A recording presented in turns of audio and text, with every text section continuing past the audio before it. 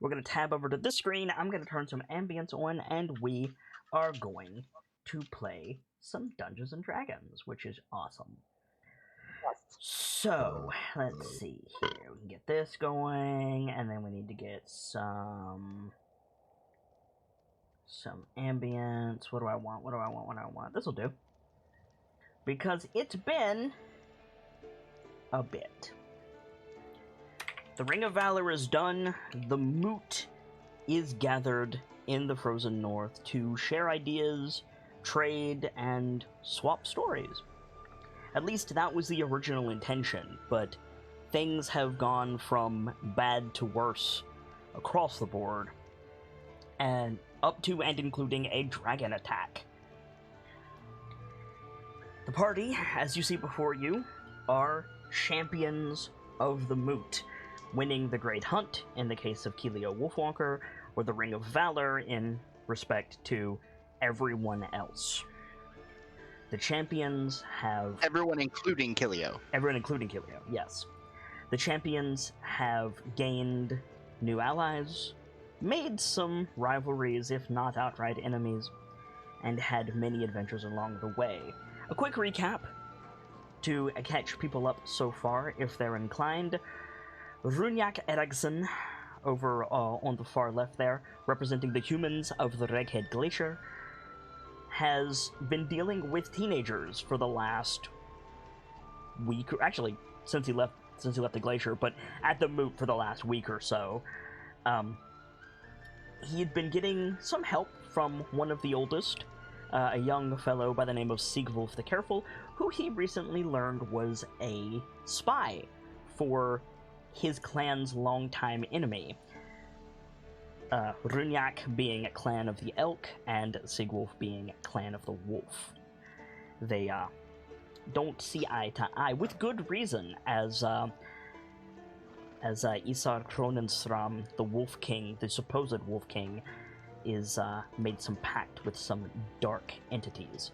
But Sigwulf has proved himself to be an honorable lad, and circumstances forced them apart, but they made the best of it, and the other humans seemed to accept him when the truth came to light, which we'll see how that shakes out. Sigwulf opted to take refuge elsewhere after the events of his realization, after Runyak became the human champion in the Ring of Valor, claiming the White Dragon's cowl, cloak and cowl for himself as his prize. Keelio Wolfwalker, the Halfling Ranger, Halfling Goliath Ranger, Half-Liath Ranger, if you will, Clan Roche, and her three wolves have made a mockery of the Great Hunt, as well as the attacking dragon. Her arrow pierced and almost slayed the beast, and then it was Lash who dealt the final blow, I believe? Yeah. Lash forced the arrow further into the neck of the beast. Yes. Keelio has been struggling with a change of power within Clan Roche. The Primarch of Clan Roche, Ingvolf, I believe, is the Primarch, Ingvolf? Ingvolf, yes.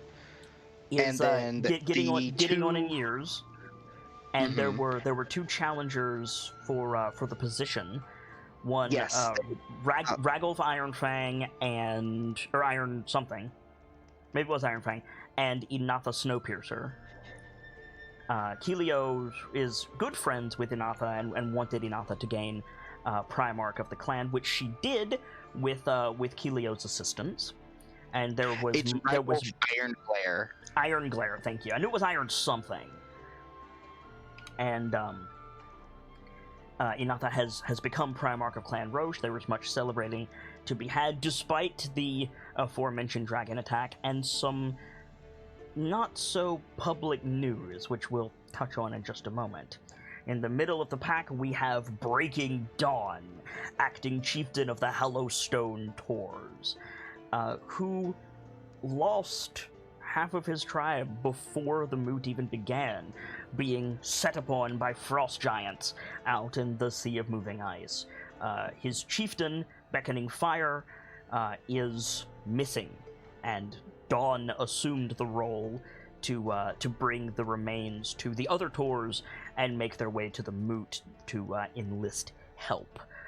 There has been some great difficulty among doing so, as some of the other Tor tribes care not for the fate of the Hallowstone tribe. But there are allies to be had, or there were, before the aforementioned dragon attack, in which Hallowstone, broken though they were, led the charge against the beast and suffered still more losses.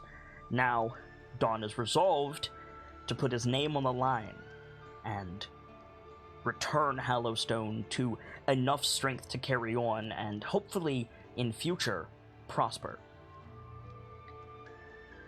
Firga of Clan Dwemerwode, of the dwarven capital of Gauntlgrim, came with a large contingent of dwarves as they hosted the moot, part of the phalanx of soldiers that arrived, as well as a serving champion having won an internal tournament to raise her family up a caste in dwarven society. They are currently artisans, and Firga thought to raise them to soldiers by winning the moot, which she has done. But more than that, she has uncovered a conspiracy to sabotage the other champions, to enrich the conspirators' selves through the exchange of goods at the moot, as well as threat and actualization of harm to other dwarven compatriots. All of this in spite of the dragon attack. Her heroism during that time of crisis and her bravery and victory in the Ring of Valor has had far-reaching consequences in dwarven society. Namely, that Clan Dwemerwode will be the first clan in 2 castes, and they will be using that as a trial to see if a more relaxed caste system is more effective for dwarven society. Dwarves are slow to change, and this much happening as quickly as it does is certainly taking some far-reaching consequences, and it will take time to resolve and see where it shakes out. On top of that, she has some friends and family who are wounded, and due to some of the aforementioned news, many more will be moving out back to Gauntlgrim before the end of the moot to assist in some tribulations happening in the city. But by far, the person who has lost the most and gained arguably the least at the moot is Lash, war chief of the High House of Dimwatcher, heir to House Darkdriver, Chief of Ashes, to put it mildly. The orcs of the Star Meadow Hills and the Crags came to the moot for the same reason as the others, but High House Dimwatcher was loath to leave its watch posts at entrances to the Underdark, as there are many things seeking to gain foothold in the surface, especially in the creeping night and continuing winter that has fallen across the north of the Sword Coast in recent weeks. They came, and it's a good thing that they did, because the moot was not secure, and the orcs, in their way, in their militaristic fashion, moved to secure it, facing the dragon with fang and claw, and falling to them. Many orcs fell to the dragon attack, but none quite so much as the High House of Dimwatcher, which lost, what did we establish, 90% of its soldiers? Yeah, 90% of its soldiers and its war chief. And I think the exact number was 98%. I believe it was 93%, but 93%. given that most orcs are soldiers, that's a big number and a rough go for our new acting war chief. But she earned her title in the Ring of Valor, gaining the Banner of the Northern Aurora, holding high the ideals of the High House of Dimwatcher, but there is rebuilding to do. Or there would be if the champions were not called upon with darker still news. It seems that spring has not returned because Arl the Frost Maiden has descended to Faerun and is extending her reach with darkness, winter, and, well, dazzling auroras, but places frozen in time. At the same time, and perhaps for conjoined reasons, the giants are returning to the world, and in so doing, the ancient laws of the giants seems to be shifting, and no one really knows why. The moot was visited by a stone dwarf, a firstborn, a rune speaker by the name of Dwak Kumi Trestrian, who informed the champions of all of this, and said that the ancient engines of the firstborn scattered throughout the north are malfunctioning, and they do not fully understand why. And so they asked the party for assistance. If they come upon any firstborn technology, if it is hostile, destroy it, and if it can be recovered, use it as a boon in their travels. On top of that, the party received word of these giant attacks, not only in the far north of the Reghead Glacier and the Sea of Moving Ice, but Bryn Shander, and as far south as Golden Field and Nightstone, the trade hub of Tribor, and many other places. It was said that Galtogrim was occupied or currently being besieged by fire giants. A great deal is happening. The party decided to become a party and to do something about it, as only champions can. However, they can't depart the moot immediately, as they believe they can find assistance in some latecomers to the moot. The elves of the High Ice, the snow elves specifically, of the High Ice, making their way to the moot, after saying they couldn't attend, are a few days out, supposedly, and the party would entreat the High Diviner for aid, if he will give it.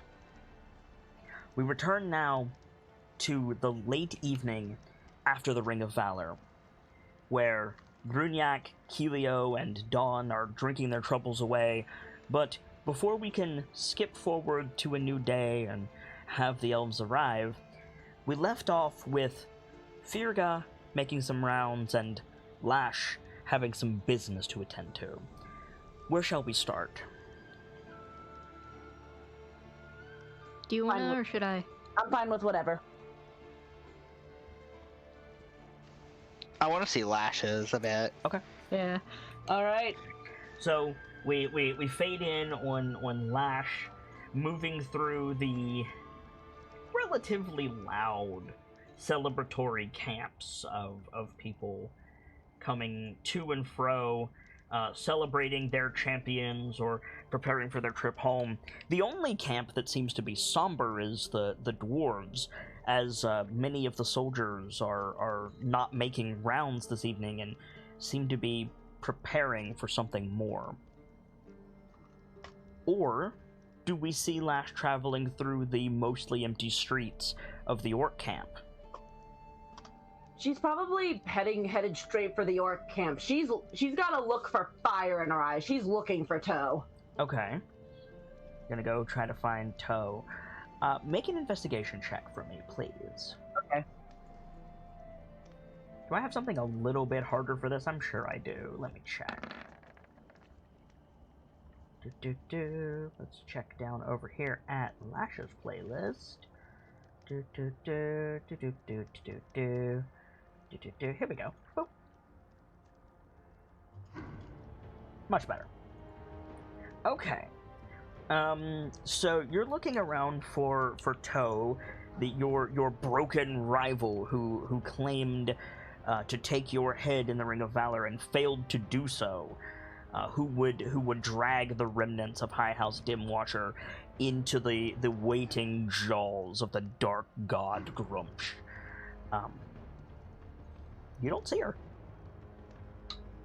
Lash is like looking around and cursing. Lash has absolutely thought of the possibility that she might have already gotten out of Dodge, but Lash is going to keep looking. Okay. Like, even if you go to other camps, she'll probably be keeping an eye out for her. Yeah. I think so. You're looking around for the orc camps. Do you tell anybody that you're looking for Toe, or are you just stomping around glaring at people? No, she absolutely tells like a couple figures. She asks, "Have you seen Toe Dark Driver? Have you seen Toe Dark Driver? Have you seen Toe Dark Driver?" Bunch of shaking heads and thoughtful looks, several salutes and cries of "War Chief," but nothing affirmative. After a while, it goes another shake of the head, "Damn it!" and just starts walking, continues in her direction. Okay. You make it circuitously through the orc camps, and I think we see you outside the now hauntingly dark and quiet War Chief's longhouse that's been constructed for the War Chief of High House Dimwatcher. Most of his retinue is dead. You see someone has had the presence of mind to take the I don't know what the weapon is actually called, and I apologize for that, but it's basically a broadsword on a stick. It's like a polearm, but it's a sword. I don't know what that's called, I'm afraid. Is that a it looks kind of like a guandao, but like, what is a guandao type of weapon? It's a glaive. Thank you. The glaive of the previous war chief has been driven into the snow outside of the longhouse. It has been recovered, but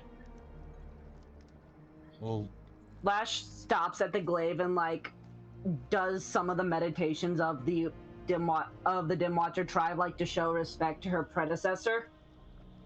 Go ahead, And Gamzee. then goes inside. Well, what you were describing, was it a straight blade? It's like you know how an axe blade is kind of like thick. You know what I'm talking about? Mm-hmm. How a sword blade is slender and an axe blade comes down. Imagine it's like equidistant between those two. It's a sword that's long on one side and it's on a stick. It's not quite a guandao. It's not as like refined.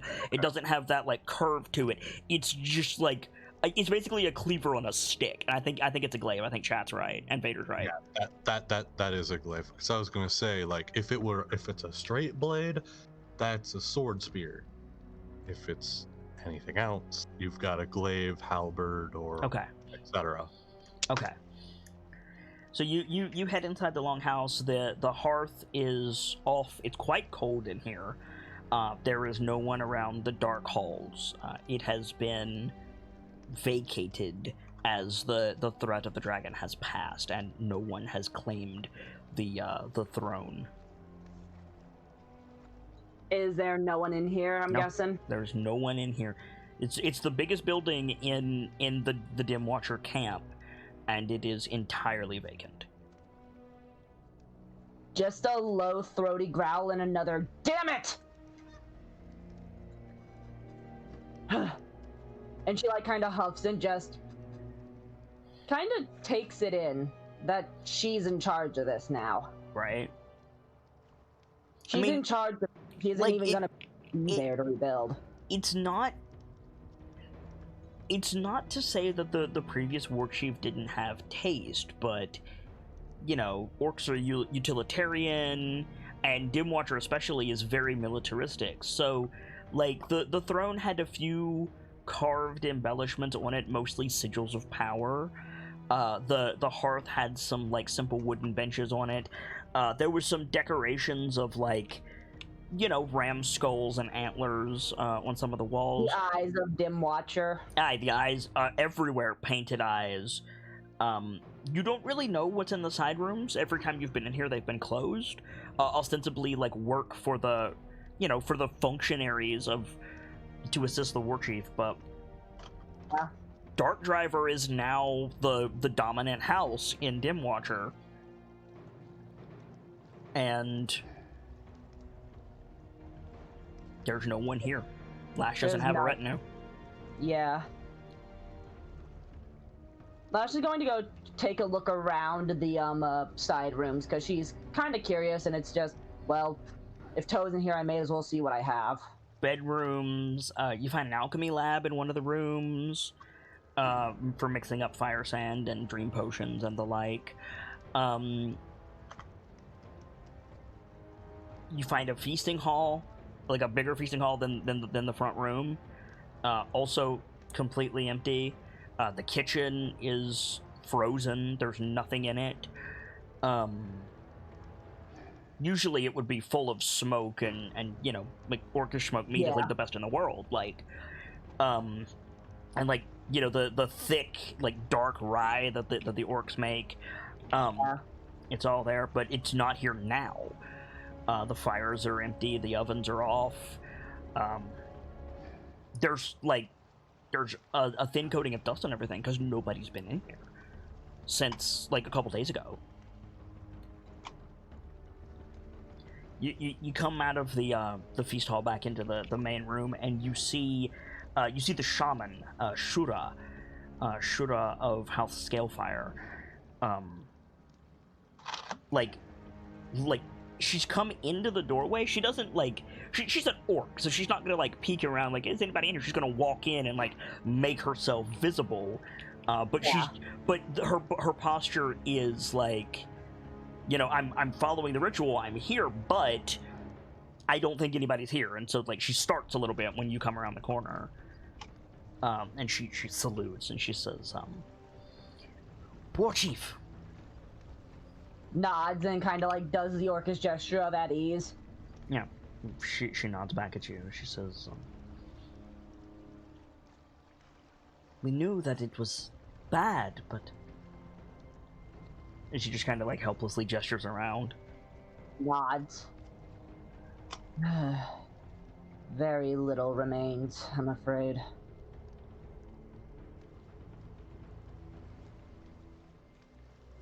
You seek something. Someone. Have you seen Toe Dark Driver anywhere? Shakes her head.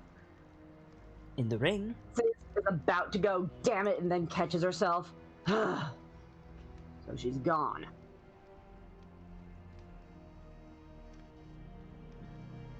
It sounds like good riddance. It is. Very good riddance.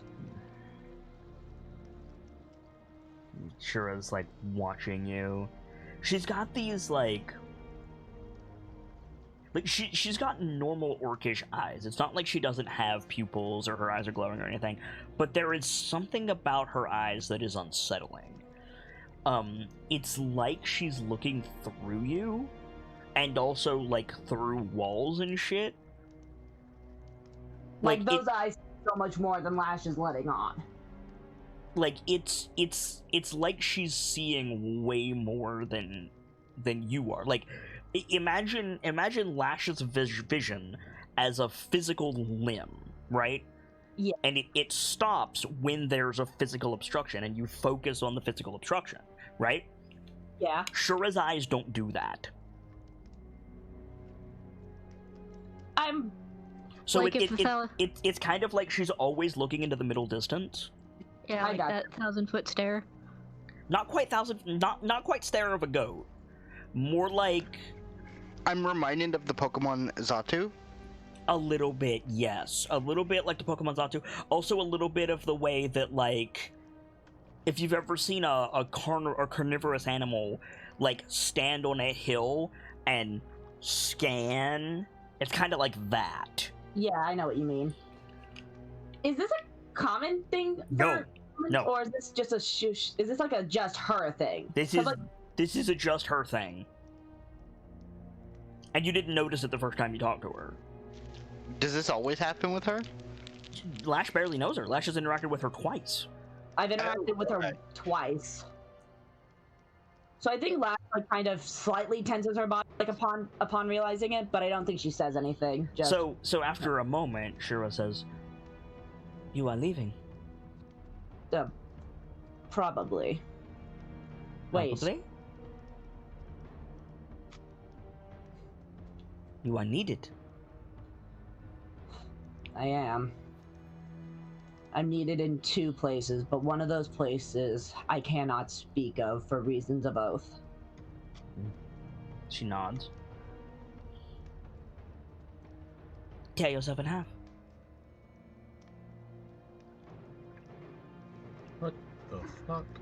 Is that like a thing that orcs would regularly know what that means, or is no, it's hypothetical? It is literally the exact same way as a human being like, well, the only solution is to jump in front of a train. It's nihilistic humor. Like, then I laugh, kind of like lets out that little snort, like, if it was that simple, I would have done it by now. I'd tear myself into thousands of pieces if I could. Where will you go? We were only told not to discuss the specifics. If I said the other champions and I have been asked to head north, would that be giving too much away? You are the war chief. You are on equal standing to the conductor guard. You can tell him to get fucked, and he can't do anything about it. The other champions and I were requested to assist, and we decided north would be the best way for us to go.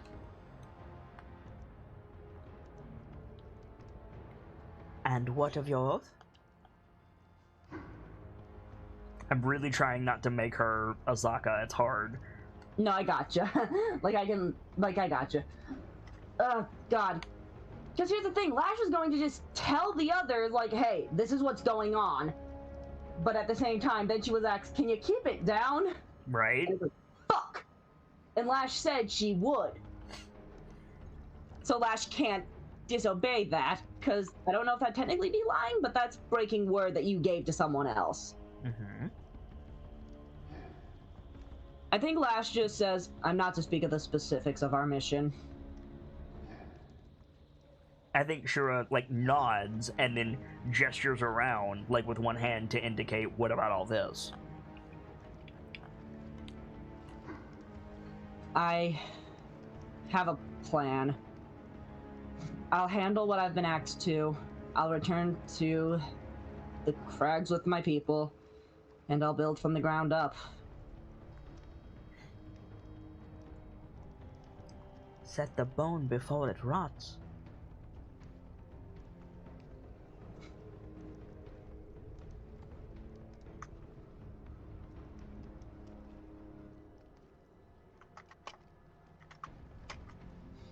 The Red Spears have offered assistance. I intend to go talk to them next. I was hoping to find Toe first. I have business I needed to handle.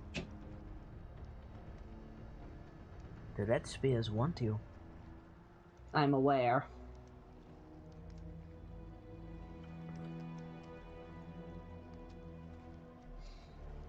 I believe there's a way to come back for this, but if I cannot manage what has been asked of me, I assume it might be better off if the Red Spears take us, if I cannot succeed in that.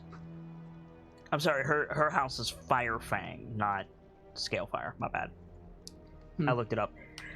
She says, Tuskbreaker does not want you.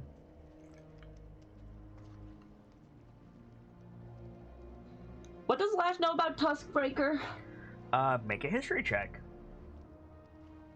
You're not the most, like, up with other high houses. You do your job. Yeah, that's about right. Lash was a guard captain, so...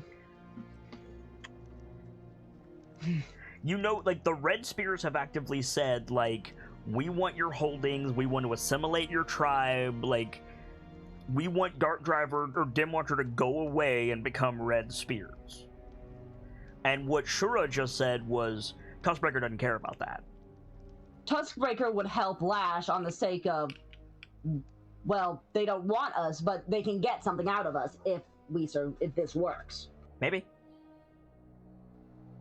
I think, like, that kind of perks Lash's attention, like, because Lash hasn't been to talk to the Red Spears yet. She hasn't accepted or denied it yet, I don't think. Right. No. Then Tuskbreaker may be my next stop. Tuskbreaker is right here. Shakes head. Right, sorry. Not sorry, right. What would you want of Dim Watcher if I were to accept assistance? She chuckled. And in Orcish, she says the equivalent of, "You'll owe us one." He, like, chuckles back and nods. Noted. Shura is not the war chief of Tuskbreaker, but I figured she wasn't. But without, like, even without an insight check, like, it is very obvious she was sent by the war chief. She's important to the tribe enough so that she works next to me. She was sent here for this conversation. She was looking for you. Got it. Diplomatic relations. Correct. I'm guessing Lash doesn't know the name of the war chief of Tuskbreaker. I don't know the name of the war chief of Tuskbreaker, but Lash probably does.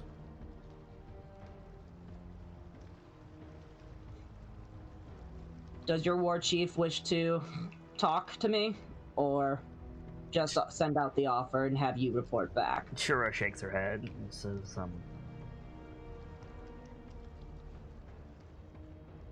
Dim Watcher is not important to the Tuskbreakers. But the Red Spears are. Guessing Lash does not know what that means? Make an insight check. This is not a difficult check. Yeah, that's what I figured.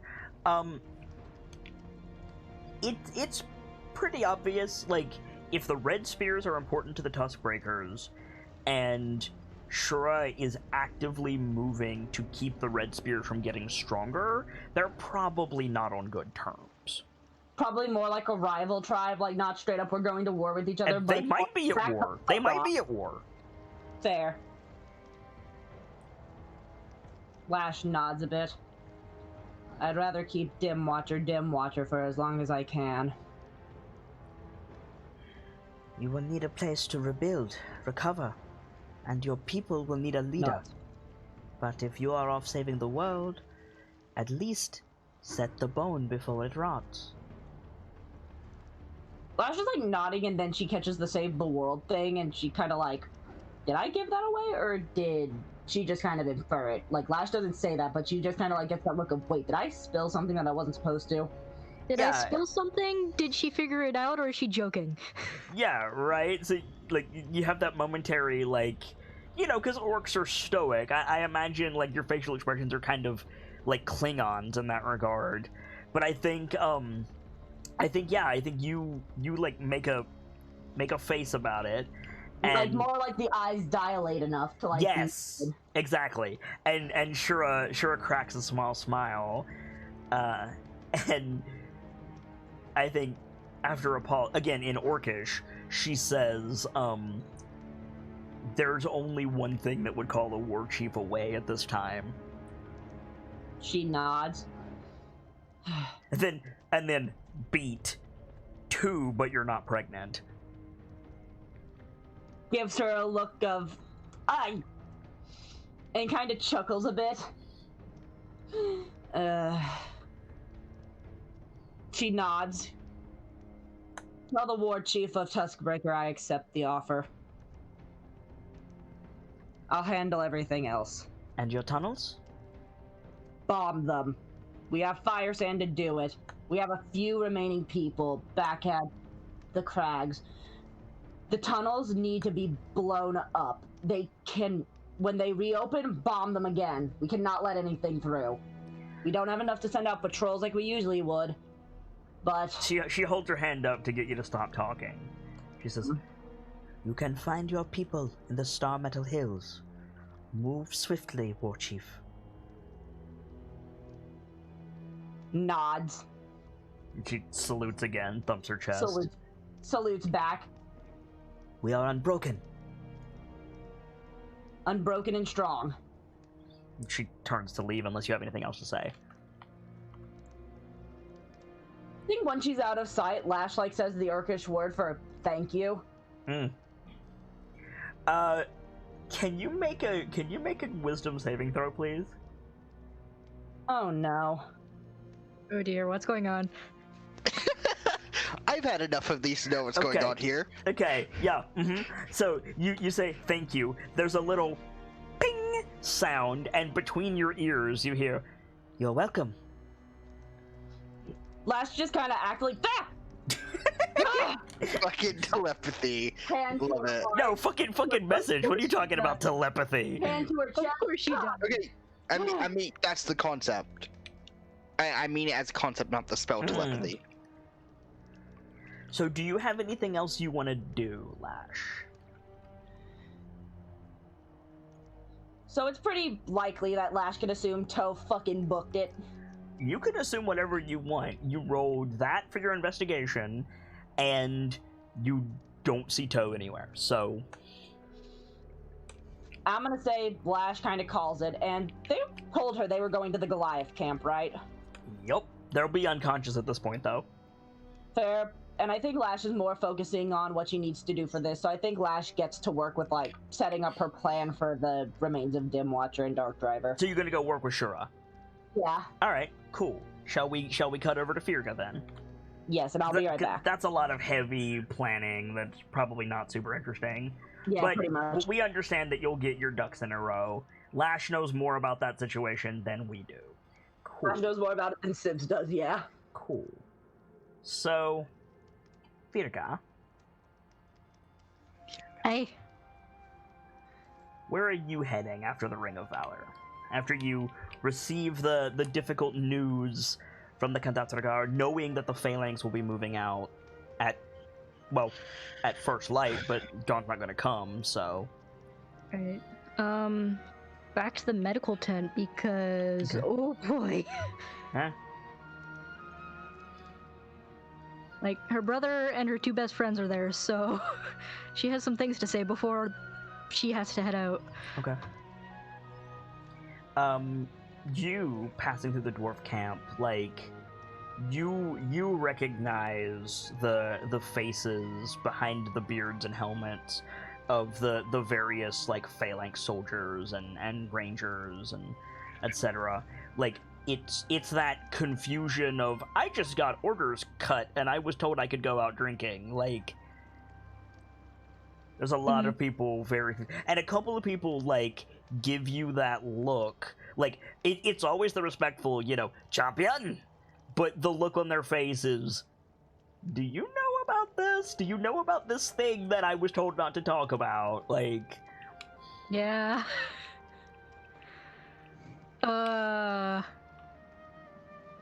She's not gonna spill anything, but I think it's clear from the look on her face that she's worried about something. Okay. So I think you pass a couple of the other would-be champions. You pass Anvil Fist, and you pass the ranger guy, Arkstone. Not at the same time, but just also in the medical tent, medical area, moving about. They nod at you. There's no ill will between them, but there is that shared look of, you're not here to get patched up, we're not here to get patched up. This is... Yeah. We all know what's going on. Yeah. But you do not see Driga on the street. That makes sense. She's probably being checked over, and, that was kind of traumatic. Dwarves are strong. She's resting, if nothing else. Either resting or drinking, knowing Driga. Driga at rest is a rare thing. Yeah. Driga is usually sat down and given a sandwich by Oreg because she's been on her feet too long. Which makes it saying something if she's off resting somewhere. I mean, all I said was she's not on the street. That's the only thing I said. I'll probably ask Oreg if he knows where she is when I get there, assuming he's awake. Okay. So you going to go to Oreg first? Probably Oreg first, and then my bro. Okay. So you go in where the last place you saw Oreg, like in the recovery tent, and you see him, like he's bandaged up, he's behind a curtain, and you see another shadow behind that curtain, like sitting off to the side, like somebody is sitting with him. I'm just gonna poke my head in. Yeah, you see Driga. She's tugging at her beard. Her helmet is off. She's like moving back and forth. She's done a couple of things that she doesn't normally do. She's wearing makeup, like dwarvish makeup, right? She's not wearing like I'm going out makeup, but like she's wearing her Sunday, like, so to speak, like makeup, ornamentation, etc. in her armor. Like, apparently it was like, you've never seen her like this, but you've seen her like this. You've not seen her in this situation. I mean, like maybe she did it like, I'm gonna make myself look better, and then Oreg will be fine. Like maybe something like that. She's clearly like this, right? You come in and she's like muttering in dwarvish to Oreg. You don't know the context, but she's talking about a location and an event that is foreign to you. She doesn't seem to notice you at first. I'm not gonna interrupt. I'm gonna let her say her piece before I make myself known. Okay. So she says something and kind of has that like humorless chuckle. Again, if you're sitting at like the foot of the bed, you can't tell what she's saying. Like she's talking very quietly. And she like gives a big like nasally sniff and like rubs her eyes. She gets like some like charcoal on her fingers when she does. She looks down and like goes to wipe her hands on like the hem of her tabard. She stops, and I think a little bit more audibly, she says, "This is what I mean, Oreg. I'm a wreck. Hair's all messed up, armor's unkempt. I need someone to keep my head on. You've got to wake up."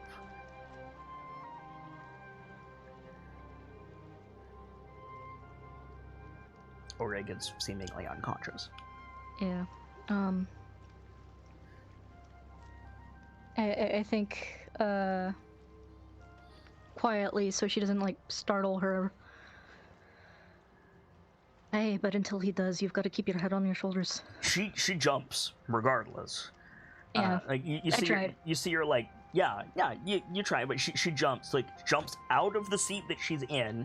Her feet hit the floor, and her hand is on the haft of her axe, just in that soldier reflex. Mm-hmm. And then she relaxes and like lets out this huge breath and like slumps back down. How long have you been standing there, girl? A minute, maybe two. I didn't want to interrupt. The doctor says he's not been awake since I've been gone. Oreg. Oreg.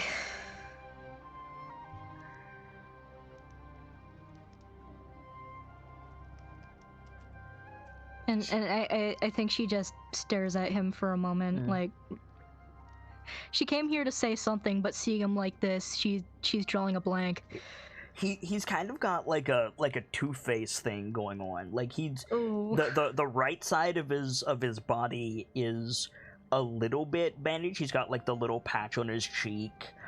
His beard, not all of it, but like his sideburn has been shaved a little bit to get to like a nick on the side of his face. His right arm is in a sling, but the left side of his body is covered in bandages. Like the left side of his face is covered in bandages. There's no beard on the left side at all. Like he looks like a mummy. His left arm looks like a mummy. His legs are under a sheet. But he's like, yeah. The left side of his head, like there's no hair on that either, and that's been like bandaged up. Like he's messed up on the left side of his body. And Driga says, if you want to know, I have the information.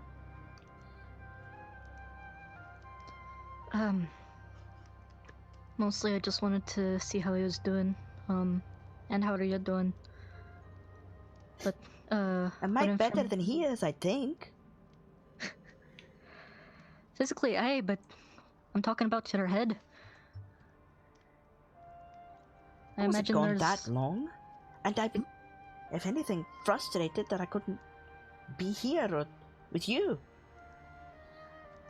I mean, sure, I want Cinderclad's head on a pike, but I mean, priorities. And I've never been good at thinking about myself, you know. Oh, aye. Besides, I spent a few hours in a hole with, with treasure to occupy my mind and my hands. But, Oreg, she gestures. He's going to be wearing an eye patch at best. Have a bit of trouble holding his shield, from what I hear. I think his fighting days are done. Which means I'm going to be drummed out of the phalanx soon. Sorry, I missed that last bit. Which means I'm going to be drummed out of the phalanx soon. Sorry, what? She's going to fuck up and get discharged. Oh.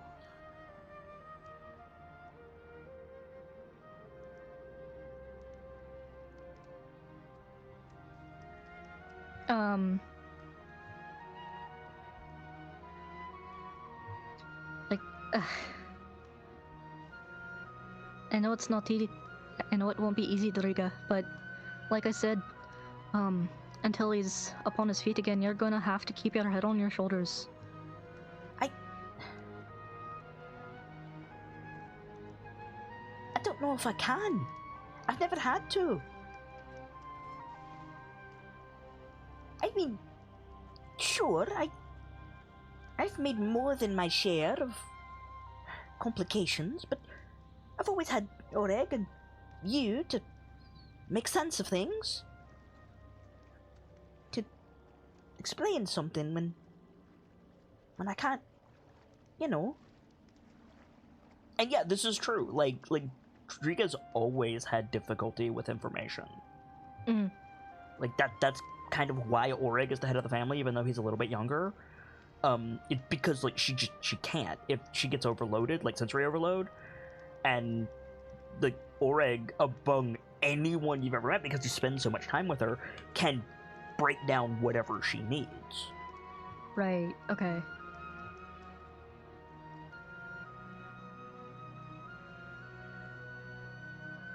I mean, I'm going to try, sure, but I mean, it'd be a sight easier if it was, well, him standing here and me there. Maybe that's why Thunderclad did it this way. Aye, but then he would be out worrying about you. I've been through worse. Worse than this? Aye! No! A couple of days ago, the orcs wanted my head. And the dragon, and, well, I mean... Moose kind of been a gigantic fuck. I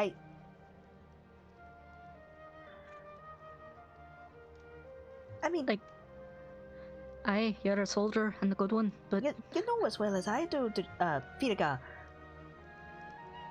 I'm only really good at being a shield.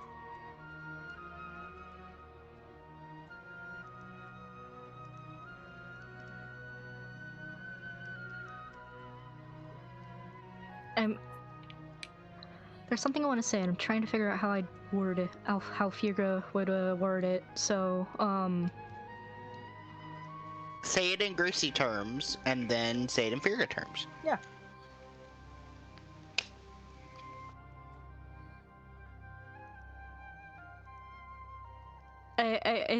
How do I words this? Hang on. Sorry. What's the objective? The objective is if a derpy little craftsperson can learn to be a soldier, I think you can learn to handle things until he's on his feet.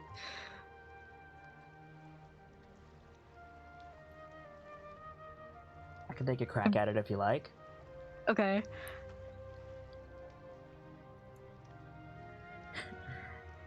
My clan's a bunch of woodcarvers, and here I am with the Thane's shield. If I can do that, surely you can keep your head on you until your brother wakes up. Yeah, let's go with that. Okay. Or something to that effect. So she nods slowly. Sure, Aye, it won't but be. it was never in doubt that you were going to win. Well, it was in doubt. Alright, it was all in doubt, alright.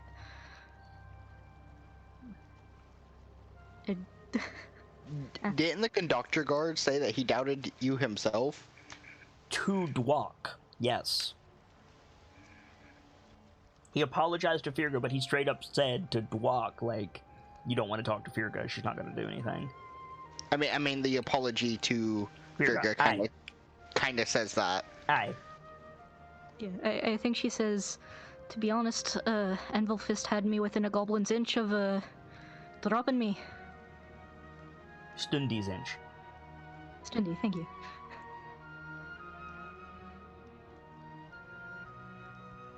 Aye, but I mean,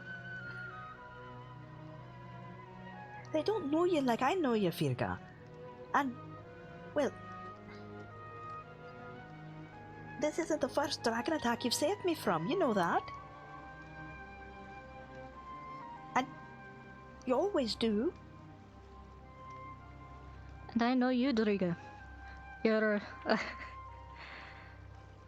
you're just as strong-headed as you are strong physically. Aye, but And Oreg needs you to be strong. Alright? and I need Oreg to tell me where to swing, you know? I've no head for it. Not like you, not like Oreg. And She, like, fusses for a second. She, like, wrings her hands and, like, tries to figure out how to say something. It's not something that she does often, but occasionally, especially when she's emotional, she'll get overwhelmed and be unable to articulate. Mm-hmm. She says, what if he doesn't? I mean, I know. Driga, don't be talking like that, but let's say this is as far as he gets. It's terrible. It's awful. I don't know how I'm going to keep going, but on top of that,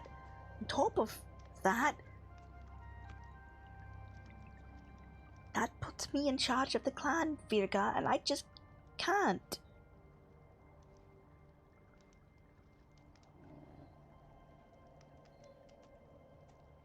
She like takes a deep breath in as she mulls over what she's saying. And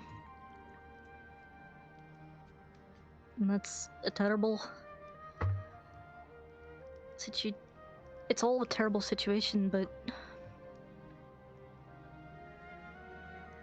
I'm starting to. I've got no head for it, Virga. I know that, but I'm starting to think that I was Cinderglad's target, knowing that without Oreg, it all comes crashing down.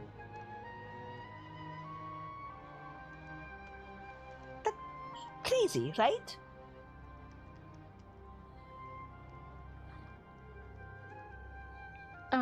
And she gives you this look like, tell me I'm being stupid.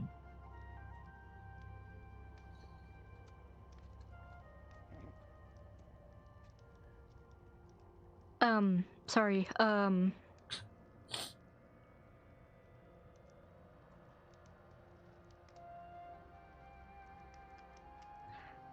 I can't... How would she respond to that?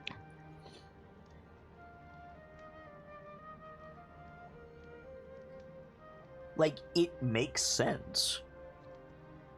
If Cinderclad can't win the Ring of Valor, but he can remove Clan Everpeak from the board, he still wins. Like, his clan still wins.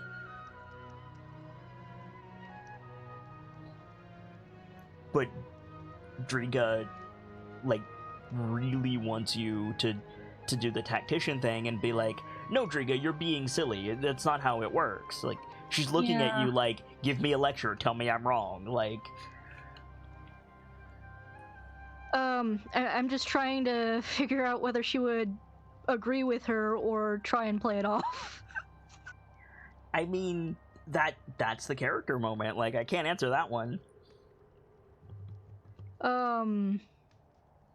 Like, is Virga the type to, like, tell a lie to keep things normal? Or is she honest to a fault?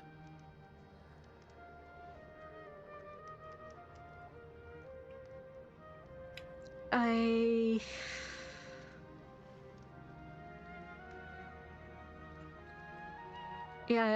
think she's gonna play it off. I think Okay. she's gonna be like, no, if he took out Oreg, then it would take out both of you because you'd be in a daze. You were in a daze.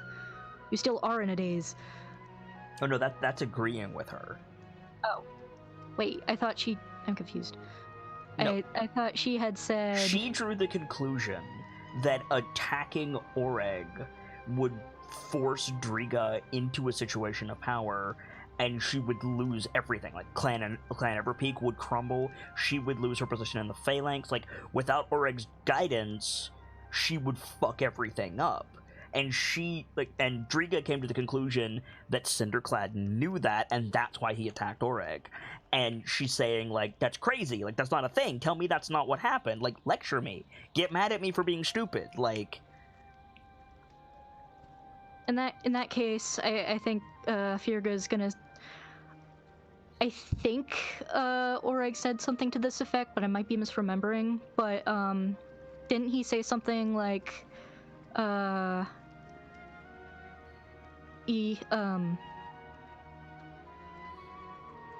so confused. What I'm are sorry. you confused about? He said something to the effect of, I tried, but I don't know if he said I tried to protect her or if I'm feeling that in myself. The only thing he said, and he said it kind of in desperation, and he said it to Dawn. He said, I tried. Oh, okay. He said, I tried, like he was desperate to get it out. Okay, in that case, never mind. Firga wasn't there.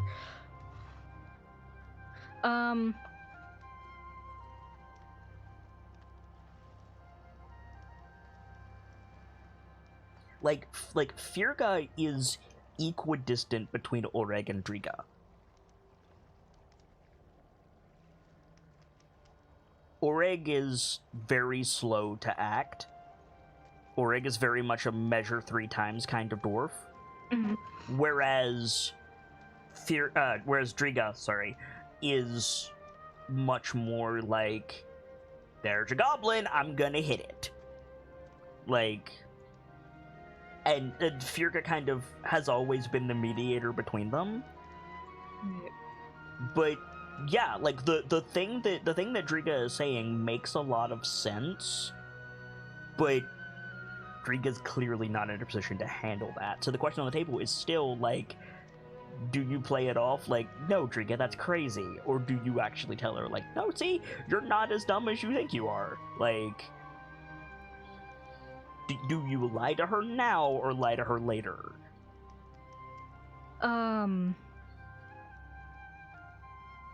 I'm gonna lie to her now. I don't want to put any more pressure on her than she's already under at the moment. So what do you say?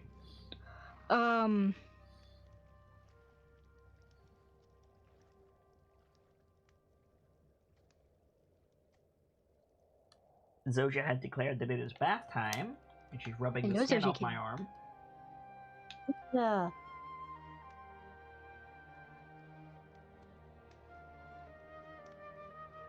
I think she says I'm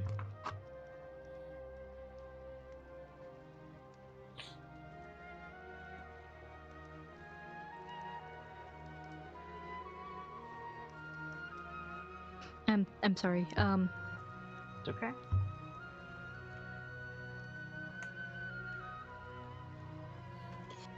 You can be forgiven, Grace Mila. This is a tight situation. Yeah, it is. Because whether you lie to her now or lie to her later, she's gonna experience that oomph of the reality of the situation. Yeah, like she hit it, like, and Virga absolutely sees it, like, oh, I see. It wasn't hurt Oreg and kidnap Driga to make me lose focus in the Ring of Valor. It was a contingency. If he loses, Clan Everpeak goes down, and if Clan Everpeak goes down, then his clan gets stronger. That's the end of it. Like, he still wins. Put bluntly, Gracie, you could lie to her now and let her come to terms with it later when she has the support of her brother. Or be assuming honest, she has her brother. assuming she has her brother. Or tell her the truth now and expect and hope that she can handle it well enough to start becoming stronger. Have we seen anything from Driga over the course of 10 episodes that leads Birchmila to believe that Driga can handle that? No. No. That's what I'm saying. Yeah, so I think she says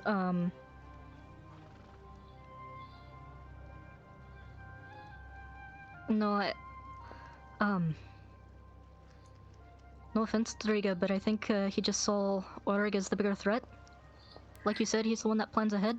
No, it's definitely not a fit. Like, that's what she wants you to say. Like, she wants you to be like, I'm crazy, I'm not thinking this through. But, like, Virga realizes, like, oh, Driga is exactly right. Like, so Sorry, I'm getting the points mixed up in my head. how So can I instead, I think she's gonna say, Yeah, Driga is earnestly asking you to give her a lecture on why she's wrong with that line of conclusions. yeah. It's a little childlike, honestly. It's a little bit like in the same way of like, of course you were gonna win. You're Virga. Like, of course Right. I'm not thinking this through because I'm Driga. I don't think things through. I come up with a plan and then Virga and Oreg tell me why it's wrong. Like, that's just the nature of events to her. Yeah. And at this point it would be a relief if that was the case, and that's what she's asking. Like this is me being me, right? Like this isn't what really happened, right? Like, I didn't actually figure out what Cindercloud was doing. Like, he didn't actually do this. Like, that's not something people do. That's not something my kin does, right? Like, it's not no offense, Driga. It's no, of course you're being silly. Like, that's what she wants you to say.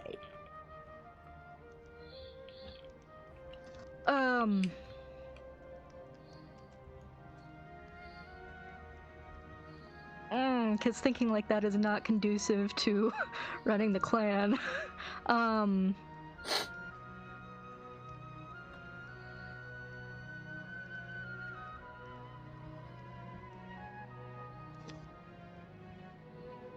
on, brain, do the thing. Like, so do you lie to her or do you tell her the truth? I think she's going to lie to her Okay. and then talk to her about it later. So you're going to say the thing that she wants you to say. Yeah. Okay. Yeah, so I what am. do you say? I think she says, No, of course not. Listen, Triga, you've been through a lot, and, it's not surprising that you're not thinking it through. I think it's a lot more complicated than that. Make a persuasion check with advantage. Okay.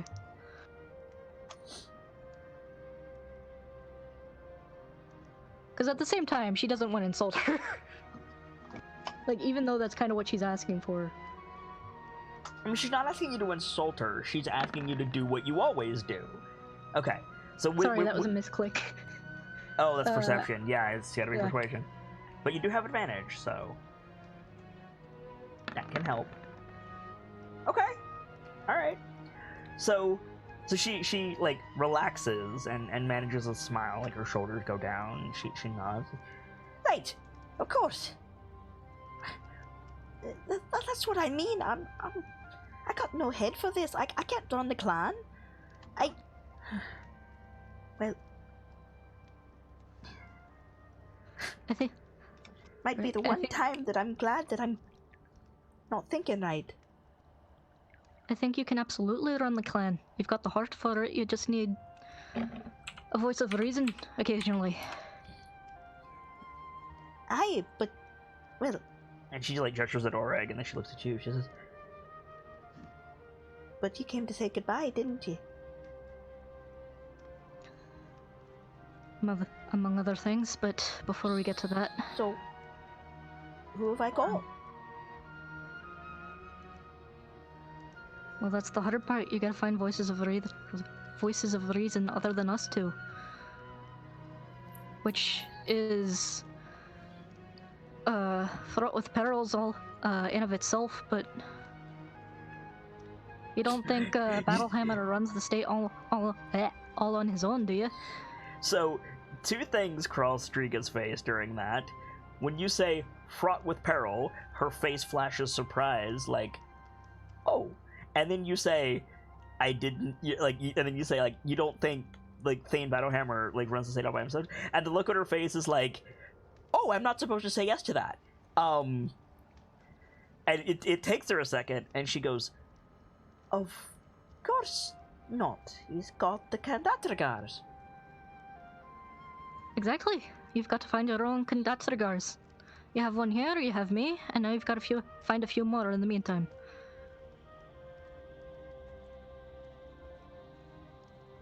Well, I mean, if you think it would help, I could go ask him. Not literally. Oh, Not the. No. I meant like.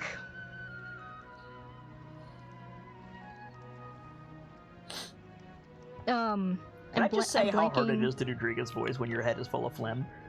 Yeah. Sorry about that. Come on, brain, do the thing.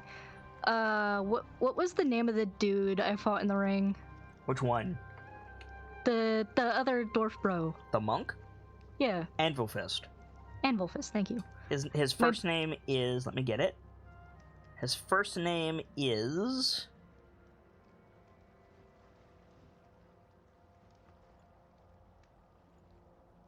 I can find it. My brain kept going to his feet for some reason. I was like, no, that's not it. Oh, I was looking at Lash, not Fearguard. That's why I couldn't see it. Dor Anvil Fist. D-O-R Anvil Fist is his full name. Dor Anvil Fist, thank you.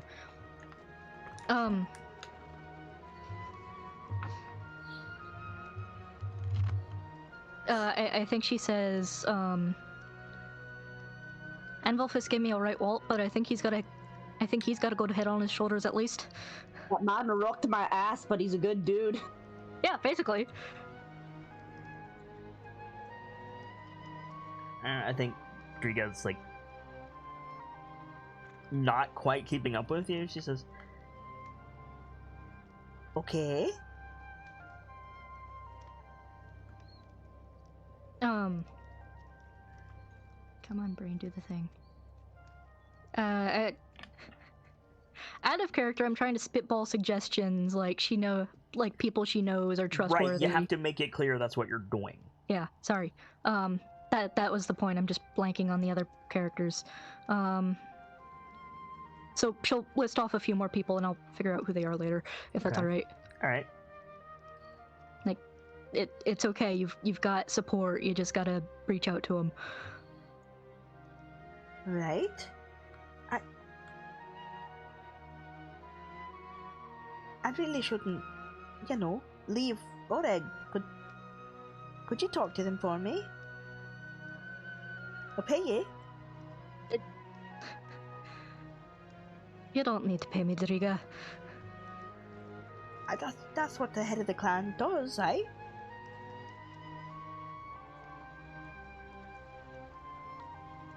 Hey, but I'm not talking to you, one clan to another. I'm talking to you as a friend. It hurts to see you like this, Dariga. I'm just trying to help. How do you know the difference? What do you mean? What do you mean, what do I mean? You said you're not talking to me one way, you're talking to me the other. How do you tell?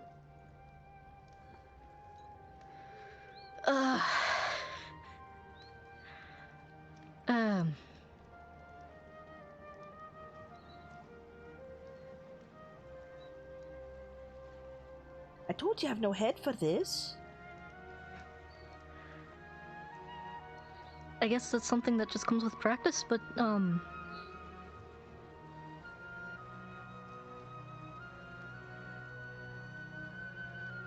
don't like it, Firka. It's like everyone's playing a game I don't know the rules to.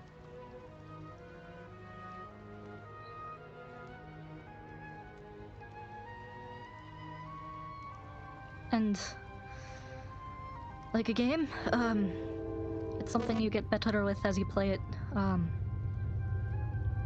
You kind of picked a hard game to start with, but, well, I guess it was picked for you.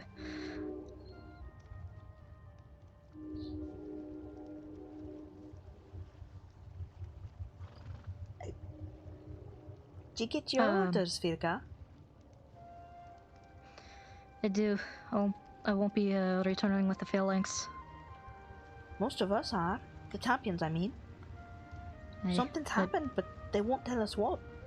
Just that we're marching to war. Oi.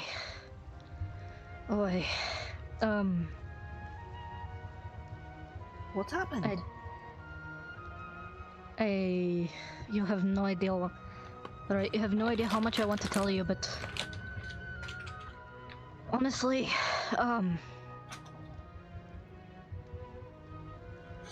honestly, I don't think I should right now. Not that I don't trust you, just there's a lot to unpack.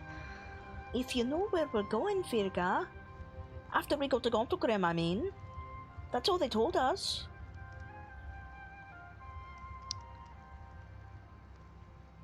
Well, that's the thing. I don't know where they're going after Gontogrim, but I have a feeling I'll be there a while. No, that can't be right. They told us to sort out our rations, be prepared to march. That our theme calls us to battle, but they told us we were going to Gontogrim. Where are we going to war, Firka?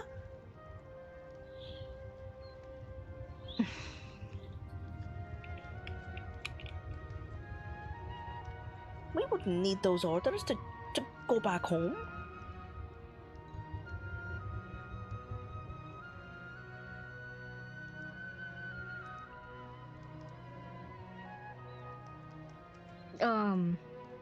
I'd like to know, so I could tell Oreg where to write.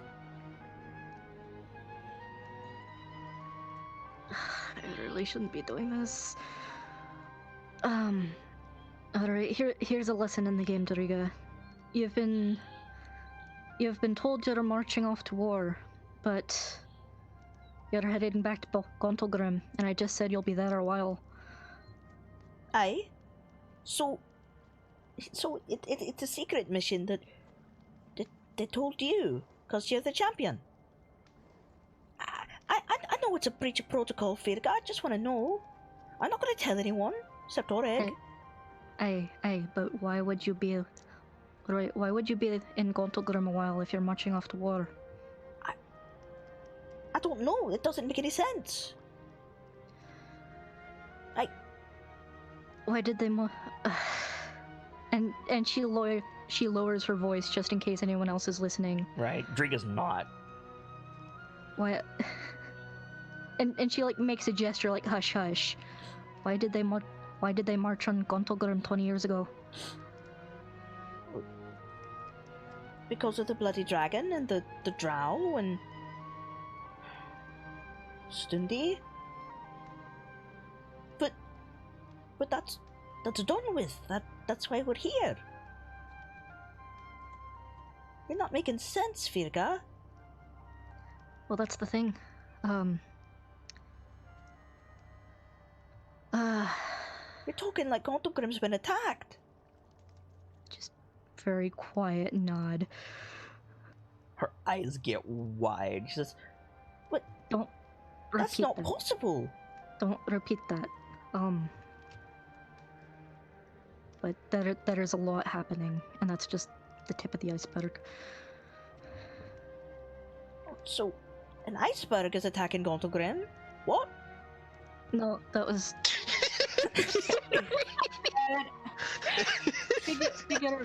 figure of speech, Driga. Right, okay, so take your figures and speak plainly. There's other things happening, but for right now, I think that's all you need to worry about. You've got enough on your plate as is. But Gauntlgrim can't be attacked. It was attacked the first time. Aye, hundreds of years ago, in the Fourth Age.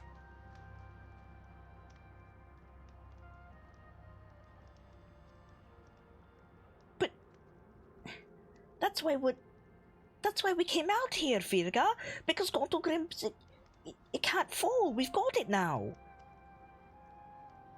Well, that's the thing about war, Driga.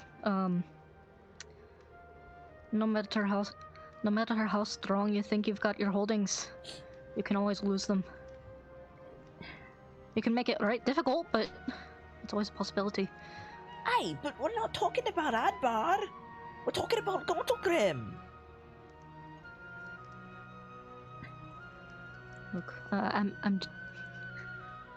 We're not marching on the Thane, are we? No, of course not. I don't understand.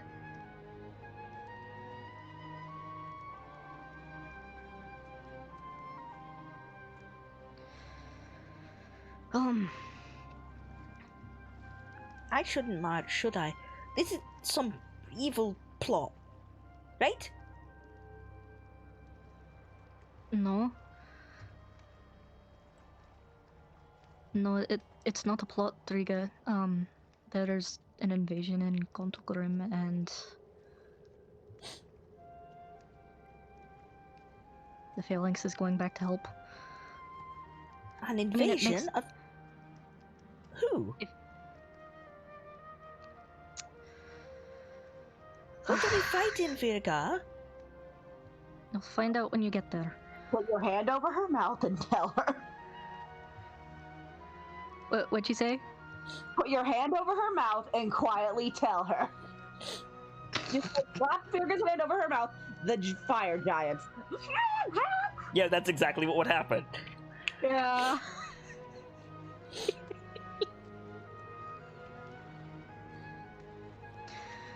And the moment you uncover her mouth, she's gonna be like, "Fucking fire giants!" as loud as she can. Oh yeah, no doubt. Virga, I don't want to get out there and...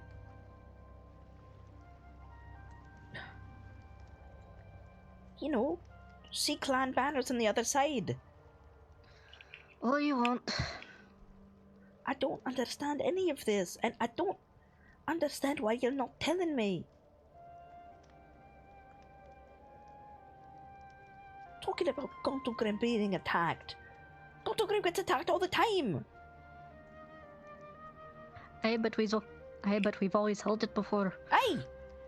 from dragons and, well, you know, Stundy shrieking, schooner marching, Dervaza skulking. We push them back. It's what we do.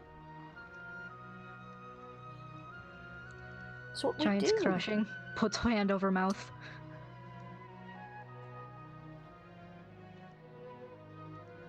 You put your hand over her mouth and what? Giant's crashing, hand over mouth. Yeah, she screams.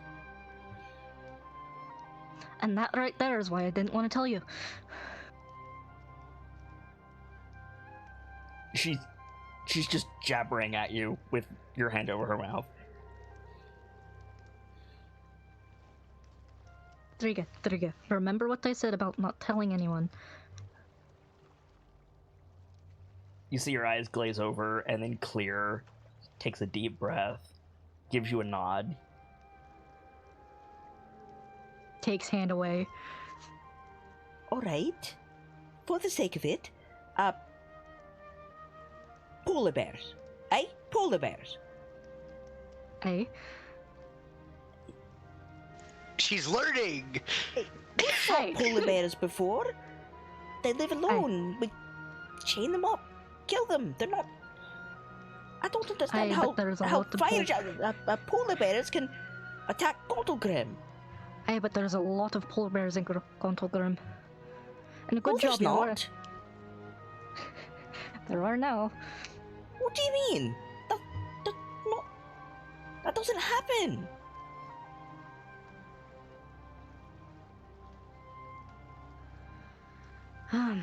Orig shifts.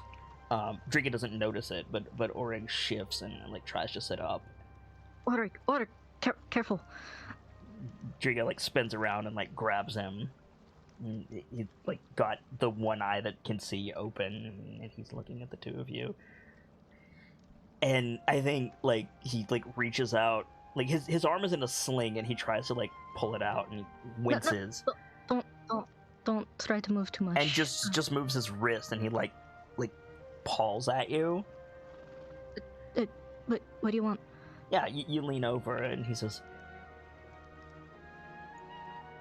I wake up, and the first thing I hear is my city is fallen. Answer, Svirka. Now. Fuck. Shit. I was about. Right, I was about to say you gave us a right scare, but since you say it like that, I woke up to a right scare. Stop talking. Fire giants are in Gontulgrim. The Phalanx is marching back to deal with them. We already took the city once. We can already take it again. They right. took it? What do you mean, Drika? What do you mean they took it? They took it in the same sense as the Drow and the Stundi did.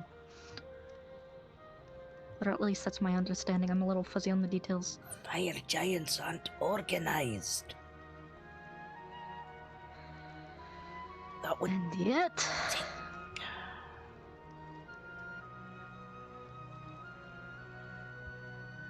I don't have the strength for this. You're right. Virka, You don't. Which is why you need to rest up. I. Two things. They're important. Alright. Tell Drika. I have faith in her. As for you, I gave that bastard my best. Did it help? I'll be honest, Oreg, you've saved me and Deriga and the dwarves as a whole lot of pain. I got him then. Nearly. sorry? Nearly. I mean, you could lie to him. He's falling back into unconsciousness. You could lie to him. I'm just saying. I think instead of like completely lying, I think she instead says, "Yeah, we got him." Okay. Give the man his power fantasy. So yeah, I think he like lets go of your If hand he and wants just to like interpret that as "I got him," he can, or if he wants to, ambiguous on purpose. yeah, and he slumps back and falls unconscious. And I think like you come back to yourself and Driga's going, What did he say? Virga, move! What did he say? like he's trying to shove you aside. Sir, he said he has faith in you. She looks down at her feet. He believes in you, Driga. He didn't say that. Not Aye, my he brother. did. He It was the didn't first say thing on that. his mouth. You're It was having the me. first- Virga! Now is not the time to be having me on. I'm not having you on. He said, "What the fuck is happening in Gontogrim? I believe in tell Driga I believe in her." And then, out of character, I've already forgotten what the last thing was. He asked if he got the bastard. Then I wanted to know if he got the bastard. No, he didn't get the bloody bastard. He damn near killed me and you. And I bet he can himself. find that. I think he can find that out once he's got his strength back. What did he really say about me, Virga? And I quote, "Tell Driga I have faith in her."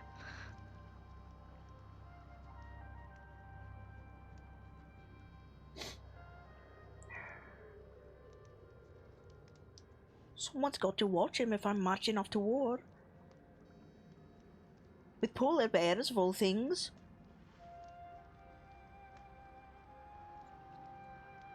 Hey, Virga, I'm not sure I can... I mean...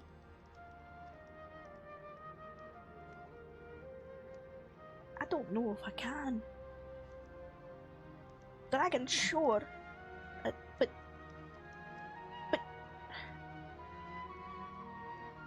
Them? Driga.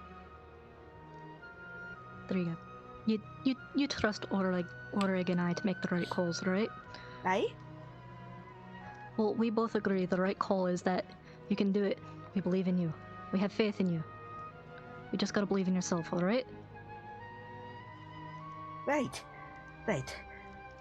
Oleg will be here surrounded by doctors and you'll need a place to rest yourself while you're off doing whatever it is you're going to go and do. So I've got to do my part. Aye. Hey, there you go.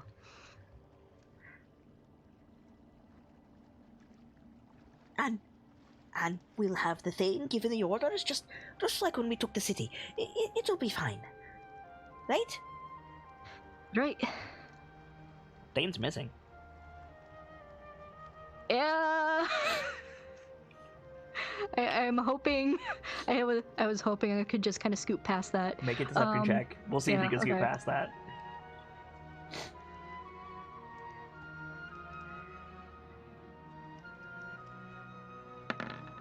To be honest, out of character, I forgot that for a second. So she nods. Right. So, who do I ask to stay with Oleg? Or should I do it? The request, I mean. Out of character, I hadn't thought that far ahead.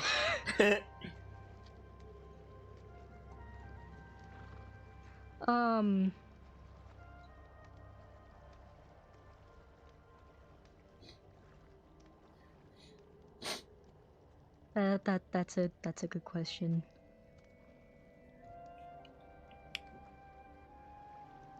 You're not staying, right? No, I've got other orders entirely. What are you doing, Virga? What's more important than Goldogrim? Oh, it's a long story. There's a lot happening, but Short answer, the world.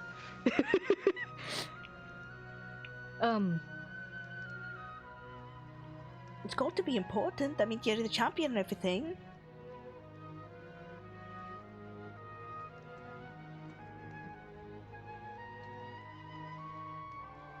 I'm actually going to start crying if I have to keep doing this. Like, she's so emotional. I'm sorry. No, it's fine. It's fine.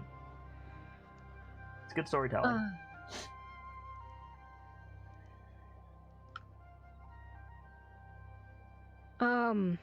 Come on, brain, do the thing.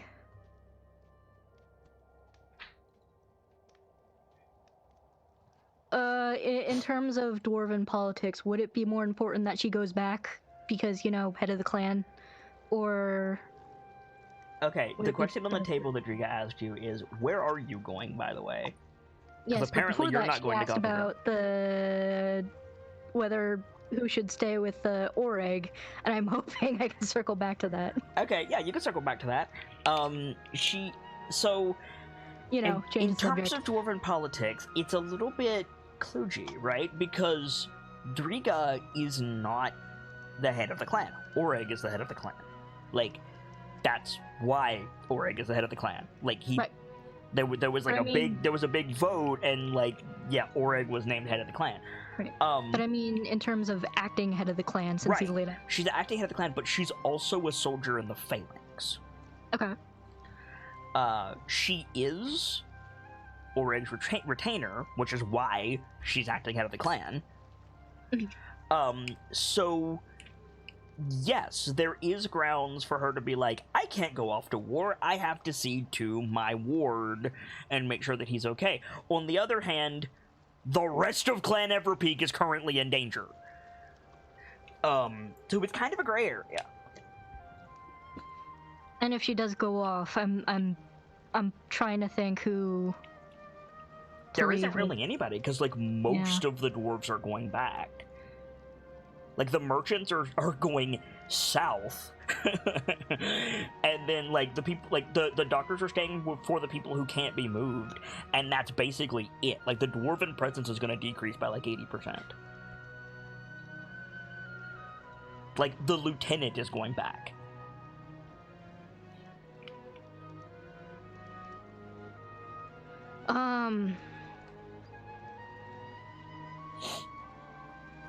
Why did I have to play a tactician? What?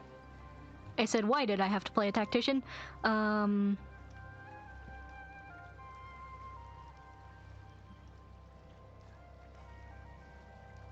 apologize. No one to blame but myself. Let's I see. thought this was the story you wanted to tell. Yes, I know. Come on, brain, do the thing. The story you want to tell can sometimes be a difficult road. Yes. Could be worse. You could have to play a politician, like I am. Oh yeah, that's a fair point. We'll be circling to you very soon, basically after this scene. If you wanted to distract Driga from the question of where you're going, then yeah, you're gonna have to, like, help her decide about Oreg. So I think she, So instead of suggesting, I think she's going to try and, like, encourage her to think it over, like, here are the merits of leaving, here is the merits of staying, what does your gut tell you? So, okay, so she says, Honestly, my gut tells me that fight polar them Aye. are slavers, and I don't much care for a collar around my neck, honestly. I'm frightened. I don't want to go.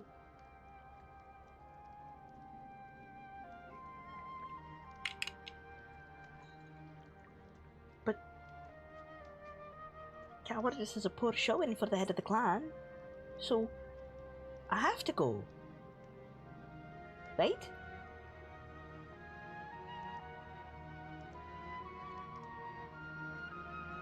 If that's what you think you have to do.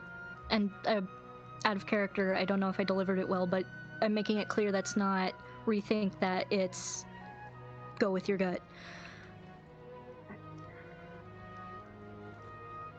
I don't want to leave Oreg.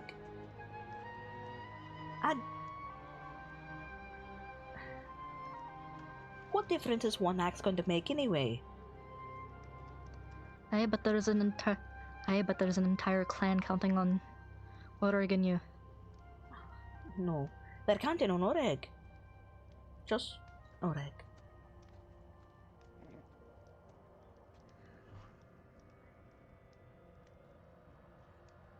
And you wouldn't be Oreg's retainer if he didn't have faith in you in the first place.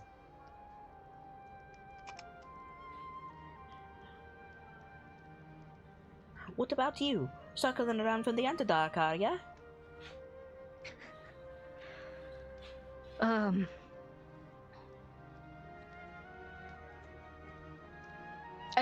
Instead of replying, I think she just taps her nose knowingly. Can you roll me a quick intelligence save? Okay.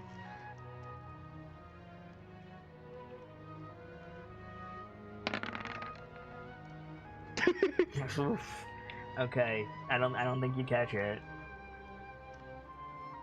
So, and she nods. But again, don't let that out. Right, no. I think I want to stay with Oreg. I think I'm going to go after Kandatrika. Alright.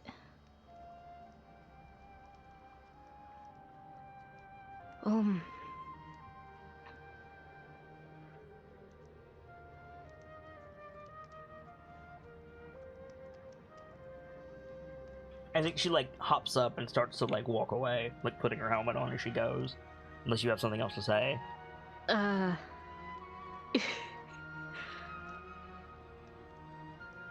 intelligence save is worrying me.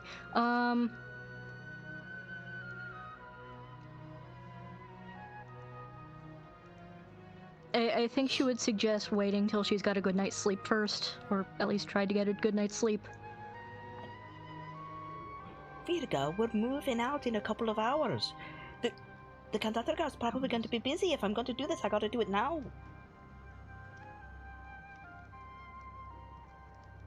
I don't have time to get a good night's sleep. Right. What's your passive perception? It's 13. Yeah.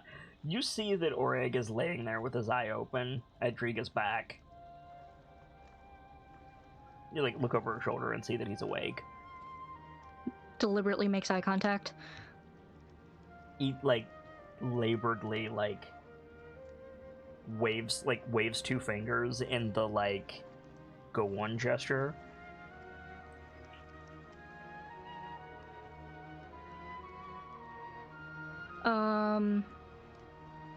Like he can barely move his head, but he can move his hand.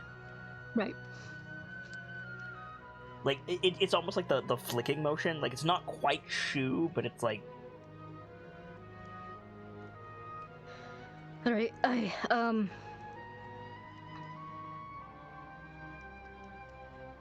Let's go ask about staying. No. You have to stay here and watch Oreg till I get back. I won't be a minute. All right. As I'll be here. Pops out, and she like closes the curtain, dashes off, and Oreg like coughs, and he says, Virga. Hey, leaning over so he doesn't have to speak loudly. I'm not going to die here.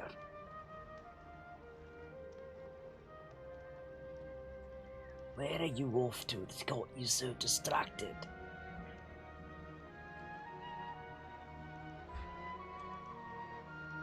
And don't try that with me. I can see it on your face. I really shouldn't be saying anything. I've already said too much. Fine. Just don't get yourself killed.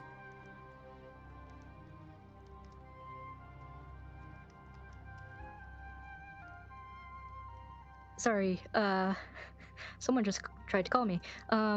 What did you say a second ago? He said, just don't get yourself killed. I'll do my bloody best.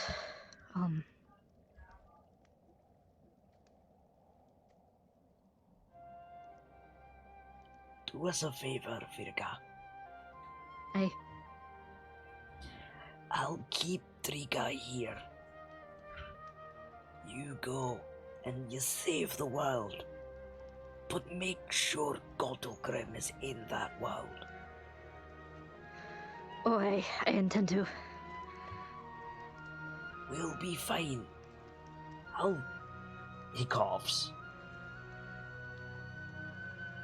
I'll tell Triga.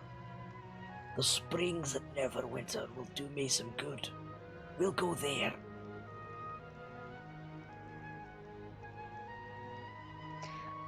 Out of character, I can't remember the map. Is Neverwinter anywhere near any of the locations we might be headed?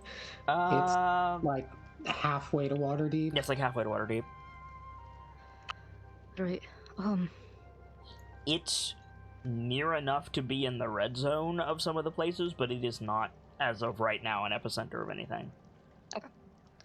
You two just be careful. There's a lot more on the horizon than just polar bears. Let me take a stab in the dark. Grizzly Alright. bears, black bears, the whole Ursine shite. Aye. Lovely. Listen. Let me guess, you're going to put a stop to it. Put a stop to it or die trying. So you're going to put a stop to it. Aye. Aye.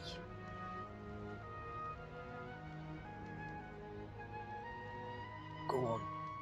Don't wait for Triga to come back. I'll take care of her. Alright. Listen. She needs you to be... Right, she needs you to be strong just as much as she needs you to... The dip brain. She needs you to be strong just as much as you need her to be strong.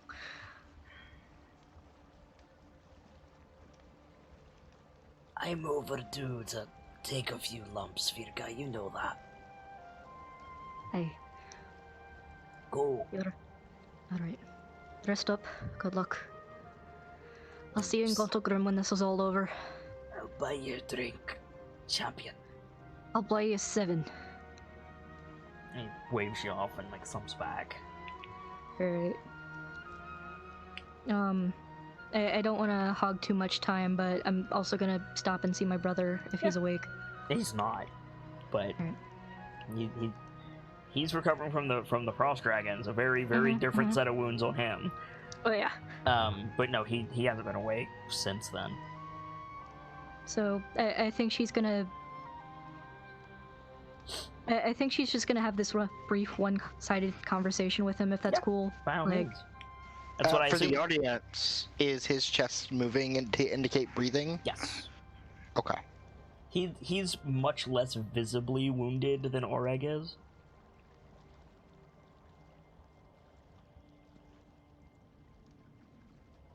But go ahead.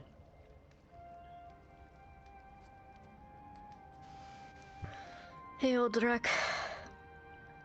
I'm sorry for all the chaos I've caused. I won't be staying for the rest of the moot. I don't even know if you can hear me, but if you can. I won't be, going back with Phalanx. I've got other things I've got to do. So, I need you to rest up, recover, and give Ma and Da a great big hug for me when you see them, alright?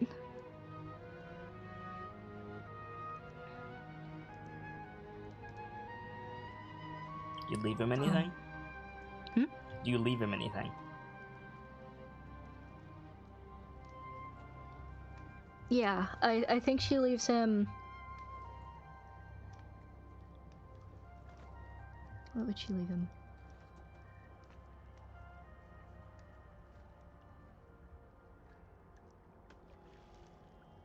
I think she leaves. I was gonna leave. I would have left the shield he gave me with the family crest, but it's kind of bashed up and beat. I mean, you don't need 2 shields. That's true. So since in the session 0, when I got the shield, there was a note. I'm gonna leave a note with it. Okay. I'm gonna leave the note that says. Yeah, because now you have a shield with a Thane's crest on it. Sorry, go on. Thank you for the shield. I won't need it anymore, but I can't go back with the phalanx. Give Manda a hug for me, and yeah, she'll. You might want to note, I don't need it anymore. Like, that sounds like you're dead. No, like. You might want to be like, I don't need it anymore, being the champion and all. Yeah. I don't need it anymore. Sign it, champion, Fyrgud Wemmerwode. Okay. Fair enough. And then you're gonna head out? Yeah. So, all of you get the benefit of a long rest if you want it. And Hell yeah. Is there anything... So it means you guys level up. So is there anything anybody wants to do before we jump ahead a couple of days? I want to get a bucket of snow and dump it on Dawn's head to get him woken up. That's about it. You're going to get thrown across the gully. I was gonna say, you're gonna get damage. heated.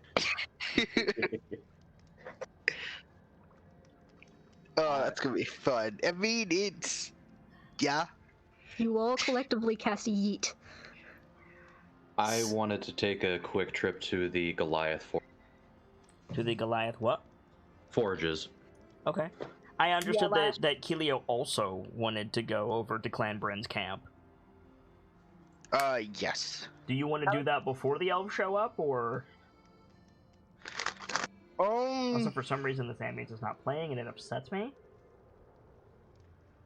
So we're gonna go I wanted Lash to get, like, a slight improvement to her whip, like, even if it's just, I don't know, just an improvement to the whip.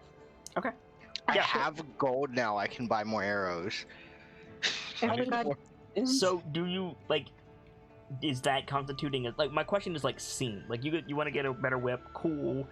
You want to get some more arrows, cool. Like, do either of those constitute a scene? I wanted to talk to Ice. Okay. I forgot to chew out Oreg for giving Lash a platinum token. Mithril token. Mithril. Mithril. What did I say? Platinum.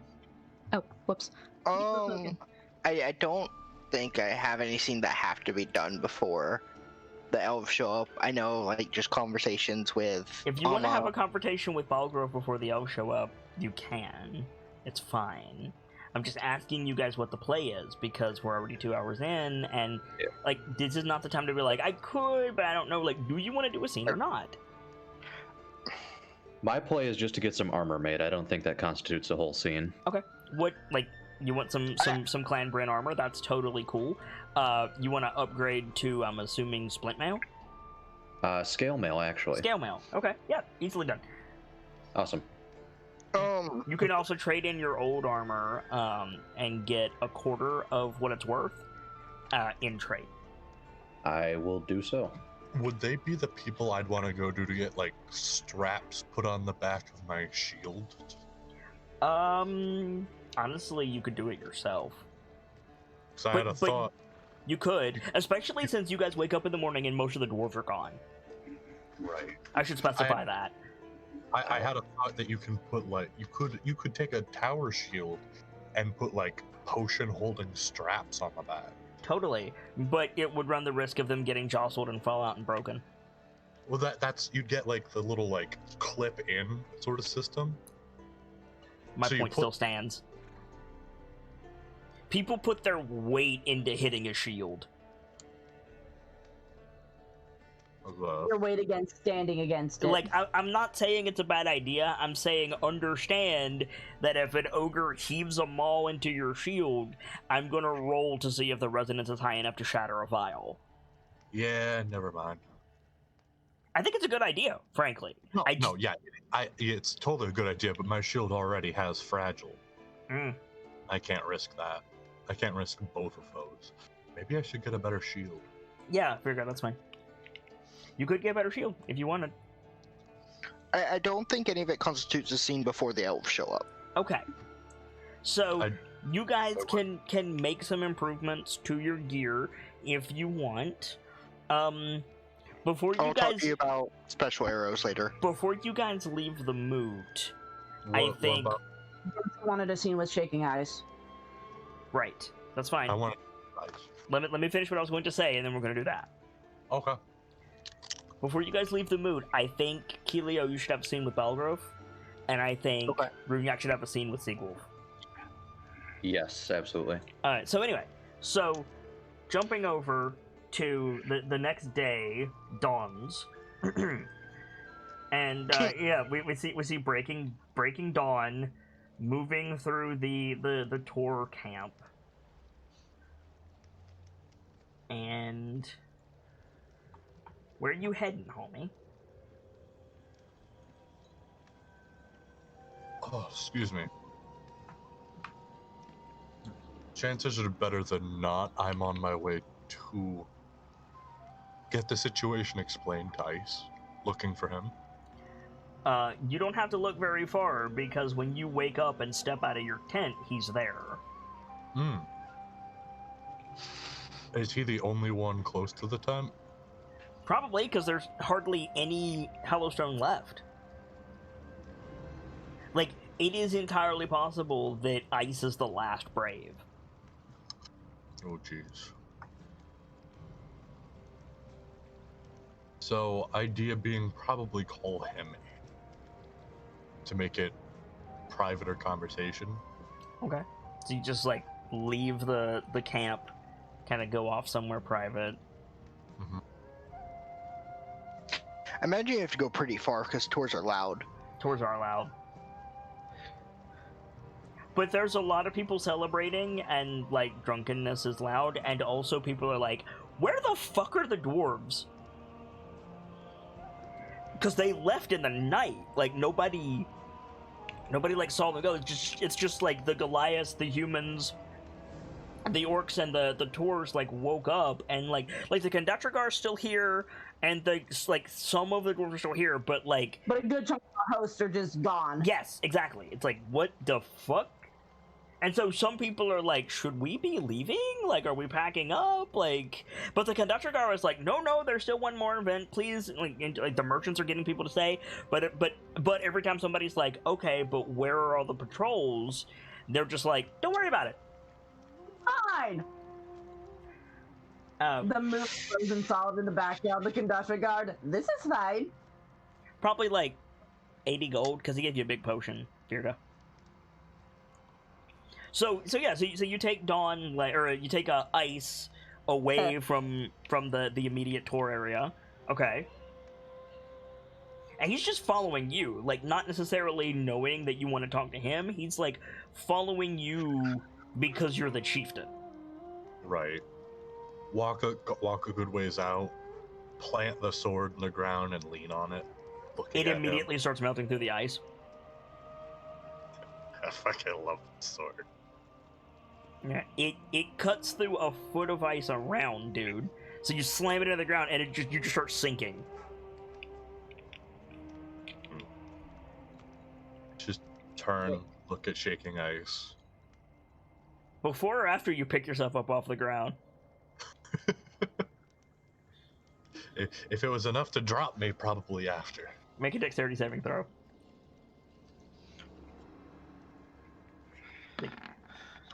Yeah, slam ice. You're not rolling as your character, by the way. Slam. Neither is Keelio, for that matter. I was doing out of character. Gotcha. Text. Gotcha. Like, slam the sword into the ground, lean on it, ice, flop, hit the ground. It's like you land on the sword, so it's like warming your belly and melting the ice underneath you, so you're wet when you stand up. Just like looking down at himself, like, great. It's gonna take out On the bright side, you're warm. Yeah, it's not cold. That's something. It's just that look of, fuck, it's gonna take hours to dry. Whatever. I mean, you have a space heater in your hand currently. A little bit. Look up at Ice. Ice just slowly quirks an eyebrow. My chieftain. That wasn't supposed to happen.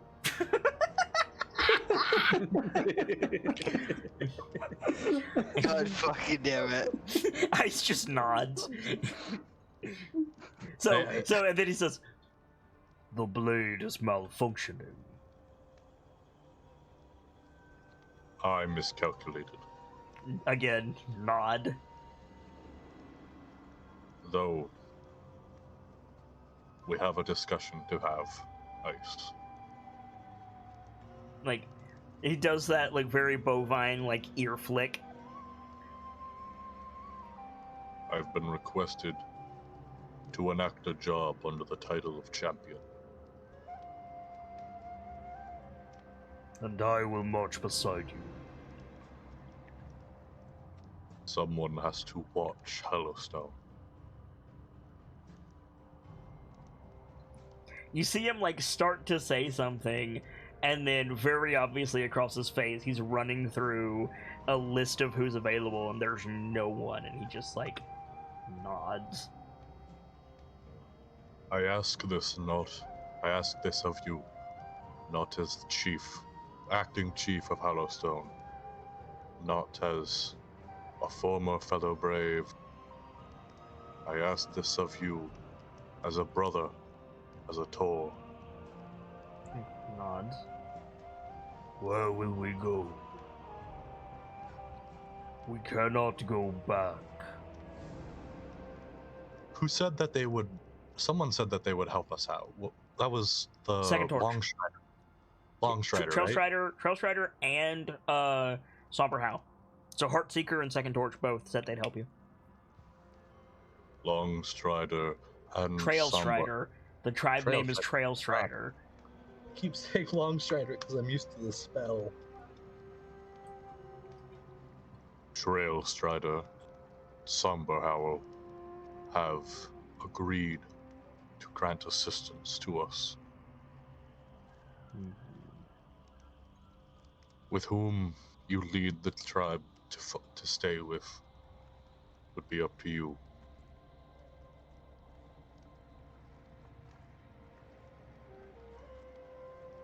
Hellowstone shall not become part of them. I shall find something out there. And from what the counselor of the dwarves has told me, perhaps there is a chance I will find those that were lost on the sea of moving ice. I believe sprouting earth is wise. In your stead, we will follow Trail Strider. Seek us out where they roam. And return quickly, chieftain. Once the North has been saved, it shall be so. Nods. He does the little dawn smile. It is the job of one such as us to give foundation to a group of heroes such as has been gathered. Is it Our not? foundations are cracked. As I have heard the orcs say, we are unbroken. We crack, we are brittle. We will crack, and we will crumble, but we will never break. We are the foundation of the North. And he, like, stomps his foot. Yeah. And Ice echoes it. And Mother Earth is our foundation, which is greater still. If you have need, I will come.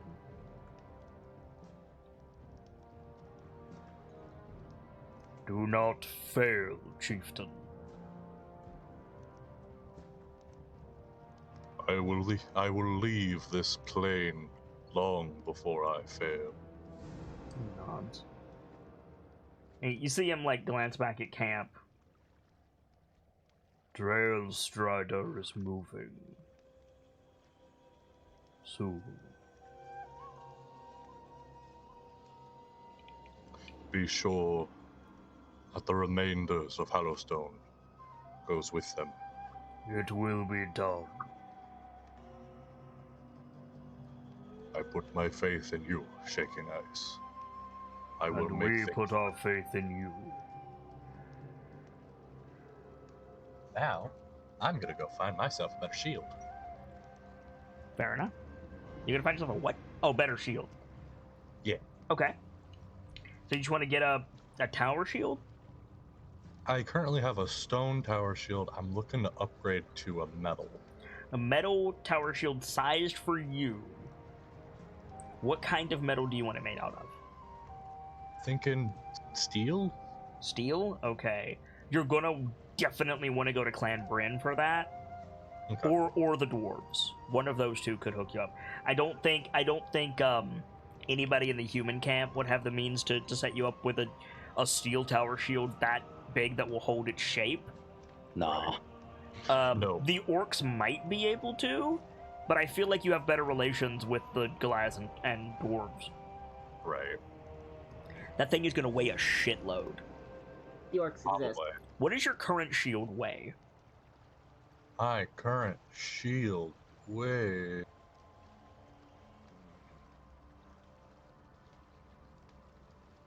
42 pounds. Let's double that. You get actually no, let's go 60. Let's go 60-pound hunk of metal. Can you still carry that? Yeah. Alright. Yeah. Just fucking lug that down. And yeah, it'll, if you want, they'll put spikes on the bottom of it so you can drive it into a surface. Totally. Just saying, are you getting a large, because you're a Tor with powerful build, are you getting a large shield or a huge shield?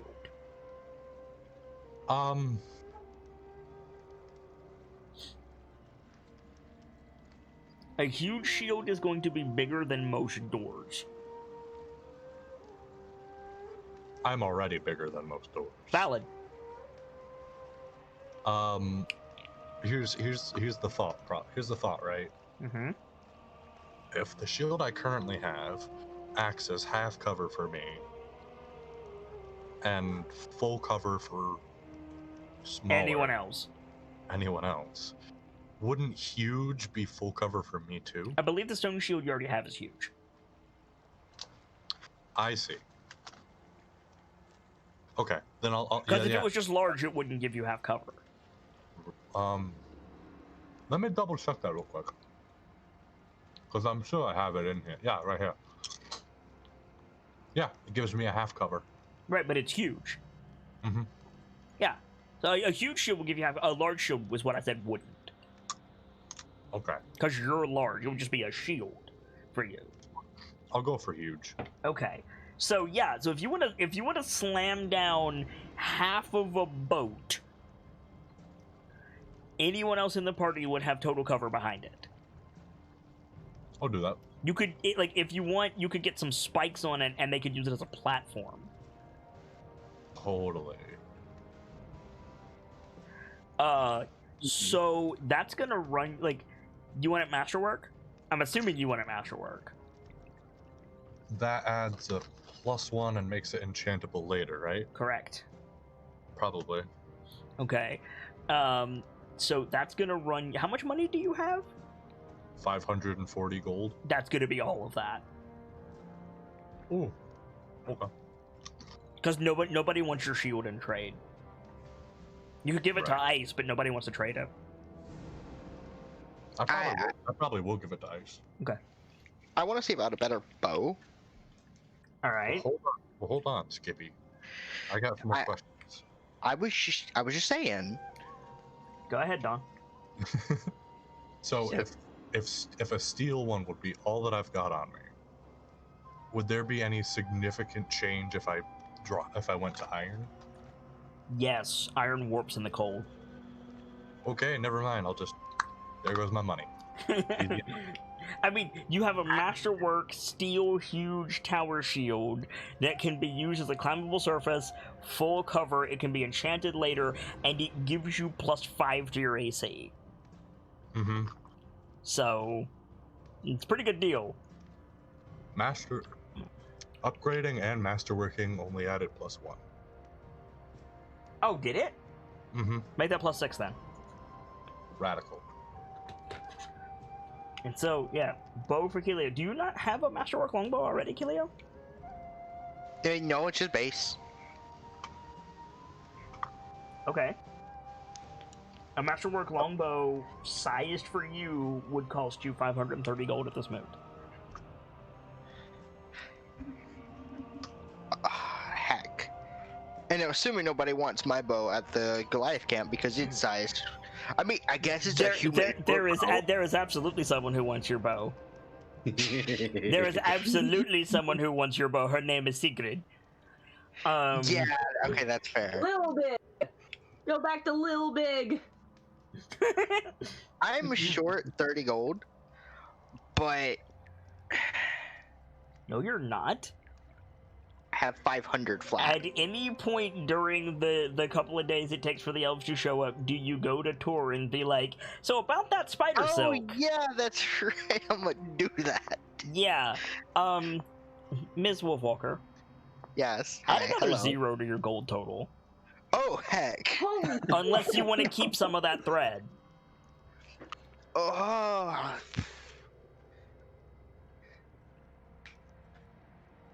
What's this thread useful for? A lot Would of that be a check? things. Anything made out of that thread is automatically masterwork. Holy shit. It can be used to make garments for spellcasters. It can be used to make protective clothing. It can be used to make really good rope, as well as practically invisible tripwires. Would it be possible to keep a spool of that safe in a bag? I have the haversack. You have a stasis bag, homie. No, Yeah. I have the haversack, don't No, I? I'm saying you also have a stasis bag, homie. And yeah, like chat has it right. Bowstring, dude. Yeah. Yeah, like fucking bowstring. Just get your bow reed-stringed with that. You could do that yourself. Yeah, how much would like keeping like maybe 2 spools of it take off? How much is 2 spools? Like, you give me how much thread do you want? And do you want it raw or do you want it woven? What's the benefit, pros and cons of woven and non-woven? Woven, you can do shit with, like you'd be better off just getting stuff made instead of trying to lug the raw material around. Yeah, I'd probably get it woven. Okay. Like how? No, I mean straight up, like, just get, like, if you want rope, get some rope. If you want bowstrings, get some bowstrings. If you want clothes, like, don't get the thread because you can't do anything with it. Yeah.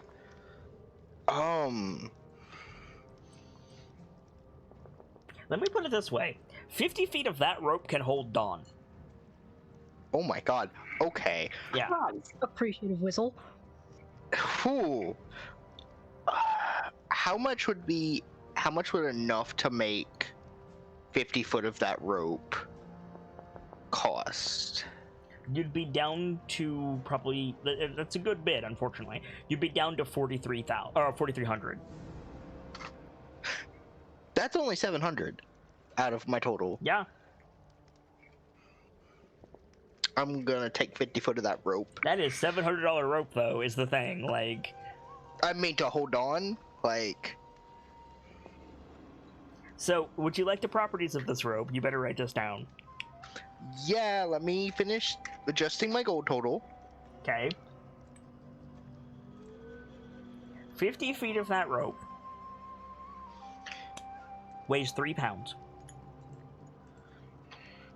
3 LBS. Continue. It is immune to frost damage.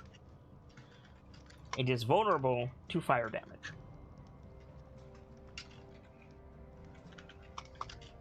Does Dawn's fire sword count, like towards destroying it. If it Okay. comes in direct contact with it, yes. Noted. Any other properties? Yes. It confers advantage on hot weather effects while it lasts. It has a cooling aura.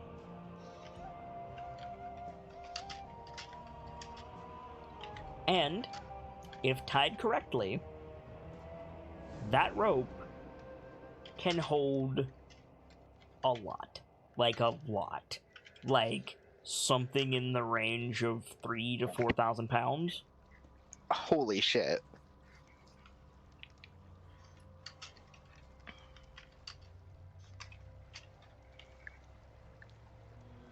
Wow, so we can carry 2 tours. You carry 2 towards. You could also tie up a giant with it. Could do Yeah. that. Is 50 feet enough for that, though? No. How much would you need for that?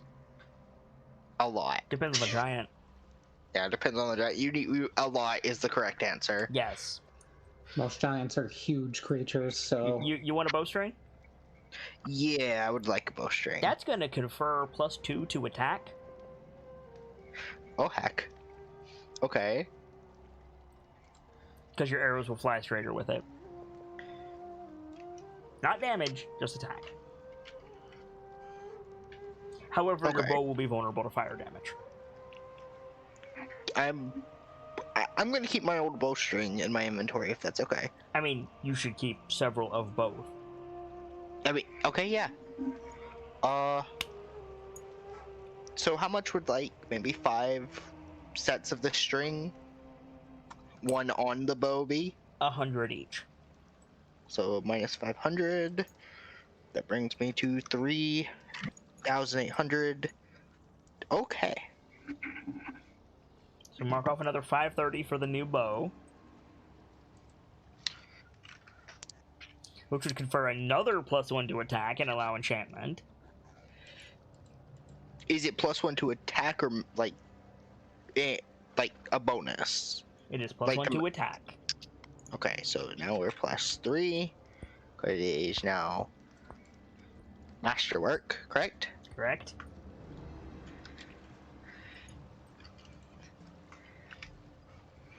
Spider thread is real good. There's a reason a lot of elves use it. Like, Yeah. there's a reason, like, elves raise spiders and moths. Like,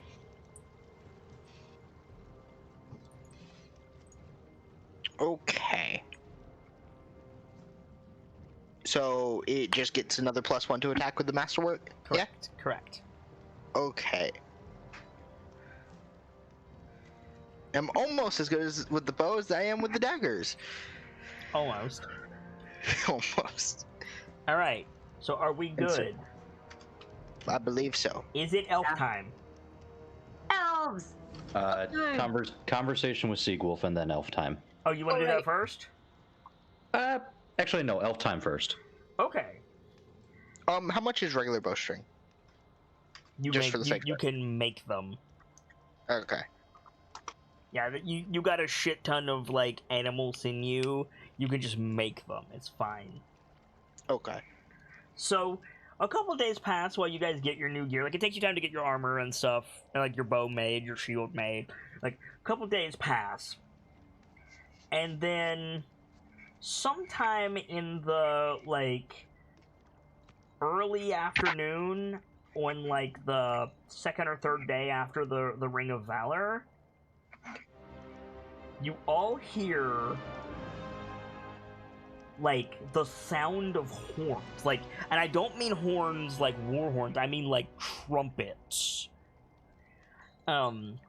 Like loud echoing over the frozen plain where you are, like these clarion trumpets just exulting over, and you're all like, what the fuck is that? And approaching the gate is about as many total as the tours, but it's elves. In the front are standard bearers and soldiers. They're wearing, like, like suits of scale mail with bare heads. They've got these huge like lances on their back and like teardrop shaped shields that fit into their onto their left arms, and they're marching in formation. Behind them are these plate mail clad like shock troop elves. They've got helms that look like Valkyries. They've got like plate mail kite shields and huge like curved like scimitars. And then behind them are like spellcasters in like richly ornamented robes. Some are carrying like staves and crystals, and they're all just like marching together with these huge banners that none of you recognize in the front. And they come up to the gate and they part. And who do we see stepping forward? Oh boy. They see an older elf, hair pure white, in ice blue robes. I've been meaning to ask you this. Does he have like a cane that he walks with? That's a good question. I don't mean like Gandalf and his walking stick. I mean like the little type of cane, like Lucius Malfoy. Yeah. No, I don't think so. Okay. So standing tall and proud, he steps forward. There's a bunch of like random ass people at the gate. Like, what in the fuck? As we see you step forward. And an official-looking dwarf who you expected to see with a collar guard, and he doesn't have one. He's got a few, like, soldiers behind him, but you're used to dwarven fanfare. You don't get one, and he comes forward. You notice, Irithyr, you notice that he's shaved his head. Recently, it's starting to grow back, but he shaved his head, which is a sign of mourning. And he comes up to you and he takes his hat off and he bows stiffly, and he says, "To our brothers and sisters from the high ice, I welcome ye. I am Condatragar Farmagranen. I'm afraid you've missed a great many tidings." You shall have to inform me. At once. I take it your lord, Lord Irithyr Galastasia of High Diviner and Star Speaker of House Galastasia of the stalwart city of Renlo-Sigatio. Right. Puts his hat back on. If you'll follow me, there's a great deal to explain.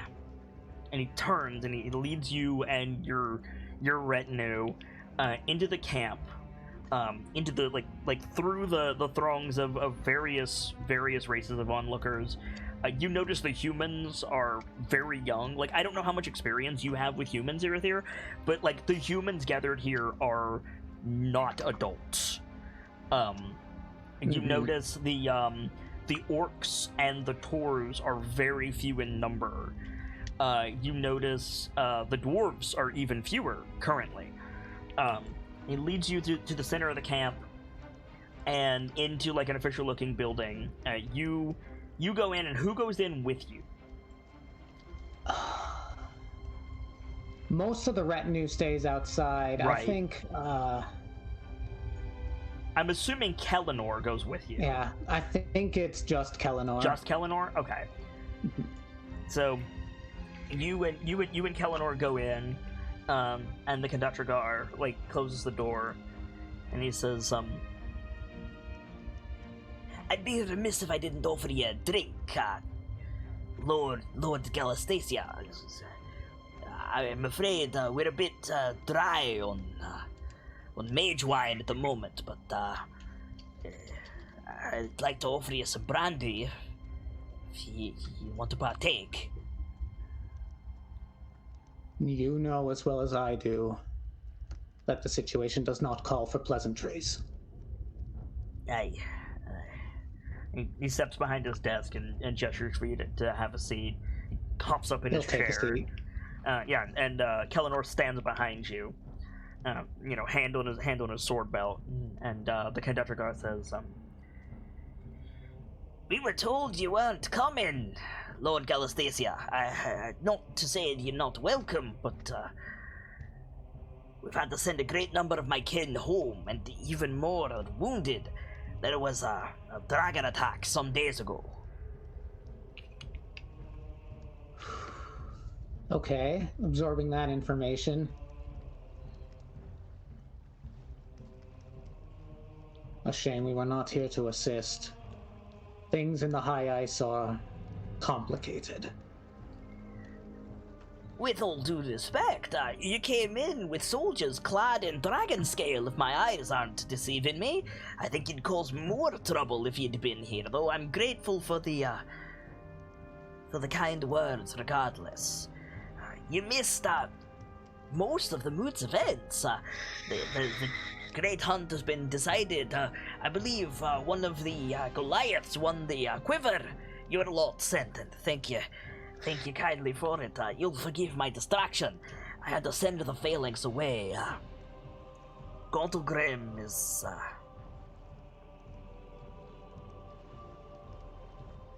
You're from the city of the Rose, then, eh? Hmm? Is it not the Wintry Rose? Is that not the name of it? No. You're thinking of Snow the Blossom. Great House. I am. You're right. Yeah, no. That's the capital. Legendary But Diamond Snow. So he says, sorry. So he says, "You're from the city of diamonds, then, eh?" Nay, Oh. I'm from the city your people call Frostgate.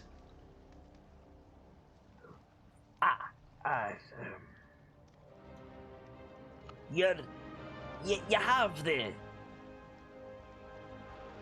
have the regards of your theme, eh? You're here on official business. This is the business of House Galastasia.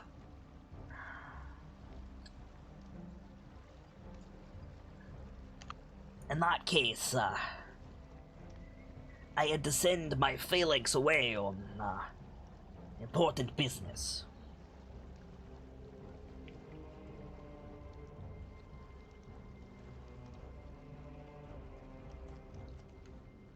You needn't hide things from me.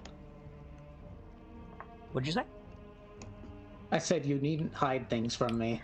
I very much do. If you're not here on behalf of House Ilphazian. Sorry, how do you say it? Ilfasigan. Ilfasigan. If you're not here on behalf of House Ilfasigan, I can't be completely forthcoming. I don't mean to. He looks at Kellamore. I don't mean to be obtuse. Just a great deal has happened, and it's difficult. One moment. I gotta check something. Okay. Yeah, I'm gonna cast Detect Thoughts. Okay. Does he get a save on that? Okay. Let's see. Right to the point. Magic is not subtle. Keep that in mind. Like, he'll know you're casting a spell. Let's see. Yeah. Another question. You did your portent dice, yeah? I did. I did that when I created the character. I don't actually know what your portent dice are, so.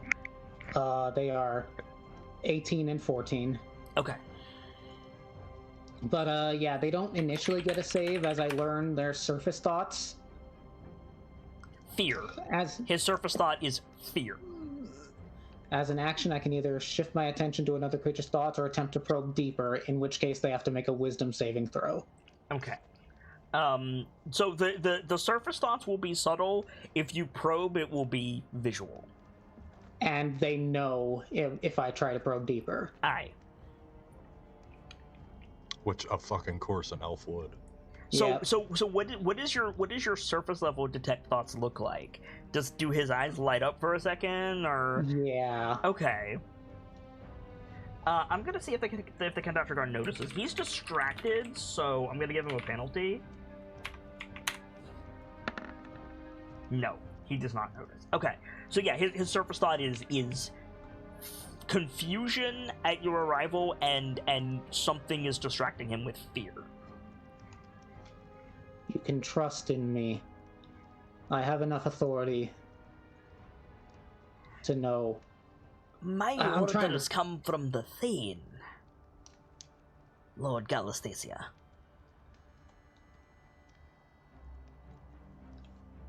Tell me. Make a persuasion check.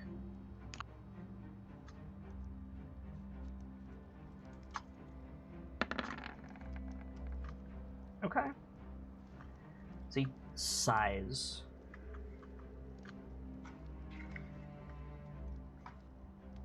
I am here in a token position. Any sense of victory or the entire cause of celebration of this moot is, well, moot.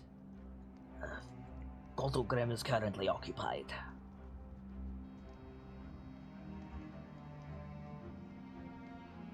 I see. At that, I'll drop concentration on detect thoughts. Okay.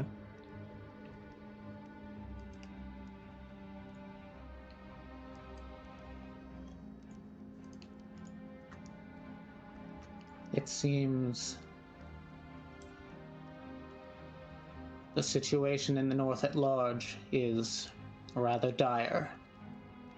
Sounds as if you're aware of the circumstances. We were recently informed by a forgotten, great one, lucid forgotten. I've never seen it like before, but it informed us of some things and tasked us to put together a forward strike team, who I believe are awaiting your arrival.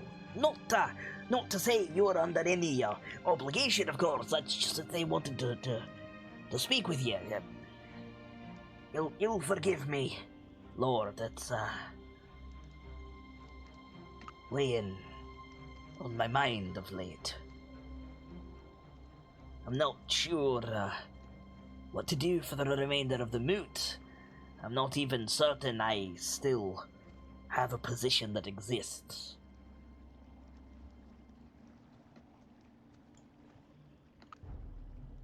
I should be there at the head of my army, but well, perhaps the Adwaron like to handle internal matters themselves, and it is entirely possible that by the end of this moot, everything is fine. So I have to keep up appearances. It just feels a bit hollow, and this moot's been plagued from the start. If you're here to trade, we can certainly oblige you, but beyond that, we've very little to offer. But if you don't mind me saying, Lord, from the look of you, you know all this. Vader, you're lighting up, but we don't hear you. I know. I'm hitting my push to talk button, and that's what's lighting me up. Also, Okay, I wasn't sure if also it we was lost- that or... We lost Cookie. Yeah. Oh, I'll send him a message just in case he doesn't realize. And I wasn't sure if you were being quiet or Discord was bugging out. It lights me up when I hit my push to talk button. Gotcha. I know some. I know the dragons of the high ice are at unrest. I have received Whoop, that's way too loud, sorry. I have received visions from the stars. Visions? Portents. You're some kind of seer, if you don't mind me saying so. A diviner, yes. I'm afraid I'm a bit out of my depth. I don't think I haven't fleshed out enough exactly what he's seen in his visions. That's fine. I don't. Maybe they're muddled. I don't know what They you are- know and what you need me to tell you. Perhaps I know should go and get the Oriel is champions. back. Aye, Oral is back. That's true. That's pardon me. That is supported by the evidence we've gathered. I don't know if it's true or not. She is back. You're right, if you say so. A moment. Normally I would have my lieutenant go and round the champions, but and at this, Kellamore says in Elvish, he says, "My lord, I could find these champions." Do so. I've described them to you because he's had a vision of them. Yes. Like he's seen the artifacts from the Circle of Valor and all that. Totally. So Kellamore like nods, bows, turns, and pops out. Oh, I'm If afraid they are my. who I think they are, I very much wish to speak with them. I'm sure the feeling is mutual. Do you want to know who you're looking for? I know who I'm looking for. Of course you do. Of course you do. Right. Well, Ah, I could inform you of the things that have been happening, but let me guess. You already know. No. What's happened at this moot is yet unveiled to me. Right. Inform me on everything that's happened. Right. Well, it all started when the Schooneron showed up early, and we fade out on that because you've watched the VOD, right? Yeah. Okay, we fade out on that, and we fade in on, like, are you guys together, or are you off doing your own things? I think it would be cool if you guys were together, but I don't really know why. I remember a while ago, I don't know if Gamzee still wanted to do this. I know he mentioned wanting to have Dawn ask Glash what it meant to be unbroken, but I don't know if that's still a thing. It could totally be a thing. yeah. It's probably a conversation being had after that he goes to have after he gets his shield. Do all of you like go and investigate when you hear the fucking trumpets? Oh, Oh, absolutely. I have a feeling. I want to ask about this like later, maybe after the session, how much like the wolf shadow thing would cost. But I feel like she was asking about that when that happened, and then And the then dude turned around that she was talking to, and she was gone. Okay, fair enough. So yeah, I think like we see the five of you like at the gate, chattering amongst yourselves at these fairy tale creatures that just showed up. Like, are any of you familiar with the High Eyes? Because the snow All I elves are like know- reclusive. Like, you know about elves. Don't get me wrong. You all know about elves, but Keelio, All I know- you probably thought your quiver came from like the deep forest. Yeah. Like these elves fucking showed up with lances, wearing dragonhide armor. Like, you have never seen their like before. So it's like, are you guys like chatting about it? Yeah, a little Probably. bit. All Killia Yeah. really knows about these fuckers is that they have pointy ears, but they're like me, but they're taller. On I mean, the sea. again, you know what that's a- elves are. I mean, yeah, but that's about it. That's what it sums up to. Yeah, go ahead, Don. For Dawn, it's just on the sea. We have rescued many elves. I have never seen an elf so, like, looking mainly at like the armor and the weaponry, prepared. So as you like the lancers and the paladins are not giving you the time of day. Like they're not noticed because you're in a crowd of people. They're ignoring the whole crowd. But you all hear like as you're chattering about this, you hear a and you turn around and standing behind you is this like he's not a teenager, so to say. He's an adult, but he's like a youngish adult, I believe. Let me double check that and make sure that's right. Yes, he's a little bit on the younger side. He's carrying a sword on his belt, but otherwise he's dressed in like almost priest vestments, but not quite. He's got like ice blue hair that's cut short. His ears rise higher than his hair.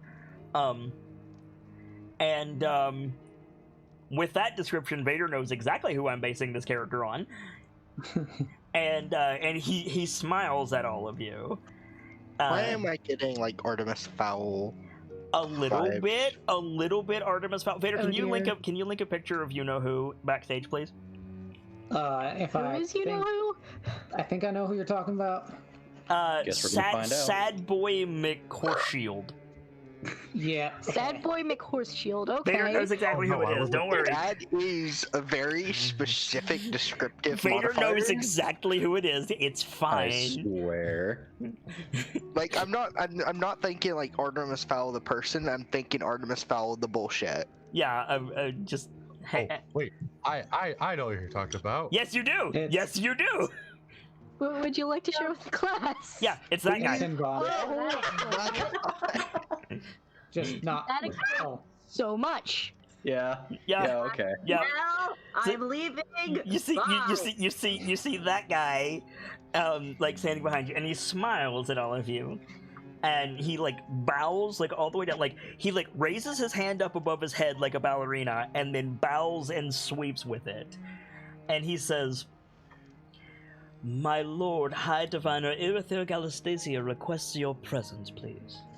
What? That is an elvish ass name. Yes, it is. It's a fucking. I'll say it out loud. Don's already walking to the kite gate. Was that common? Alright, I'm assuming that's the diviner if we were told we're gonna be here in a few days. Oh, right. Already walking. I guess. Yeah, Kilio's right behind Firga. Okay. Ash like follows it with. So it's Dawn, Firga, Kilio, Lash, and then Runyak is last. So, Yeah. This is a dumb question. Do any of us know what a diviner is? Not in this context. You know what a diviner is. You know what a seer is, but what High Diviner fits into this elf society, you have no idea. All we know is fortune teller bullshit. We know what they do, but we don't know what they Something do. very pointed that I need to tell you about these elves. Mm-hmm. You mean their ears? Yes, that is precisely what I mean. They don't sink into the snow. Hey, wait a second. Every single elf, including the paladins and plate mail, is standing a good few inches above the rest of you. Is there one of them walking with us? Yeah. I almost said Halone. That's not his name.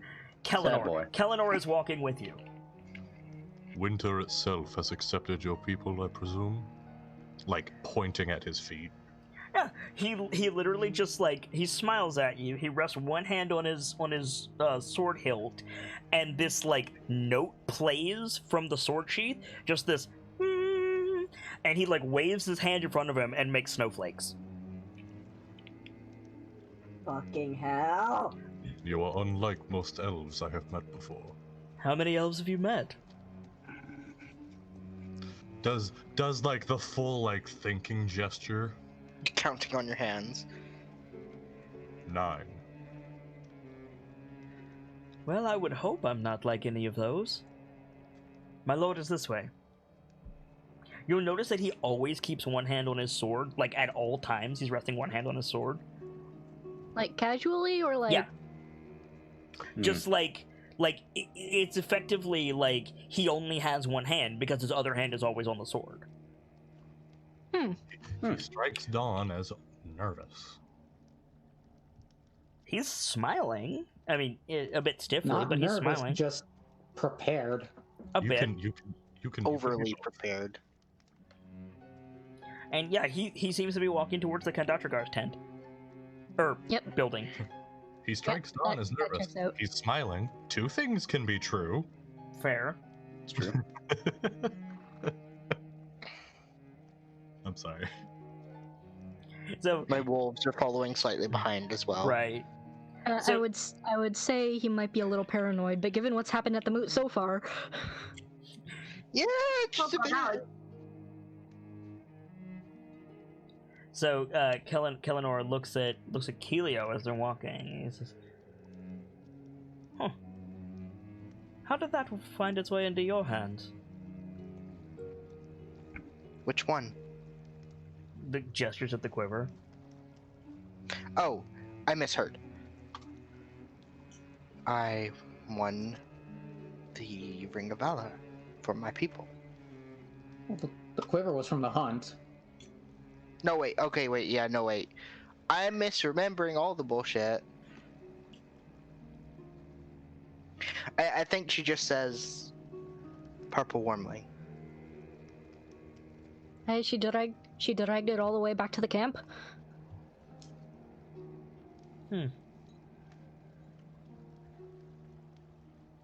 And you were gifted that? Or had it eaten it? It was the prize for the great hunt. So that's what they chose to do with it. He doesn't expound on that further. He just turns and opens the door to the Conductorgar's office for you guys. So yeah, so as the Conductorgar is saying, the Orcish high houses took the brunt of the dragons, but champion, there you are. So, And Irithir looks over, sees them. I see you Yes. have rather interesting visitors. Yes.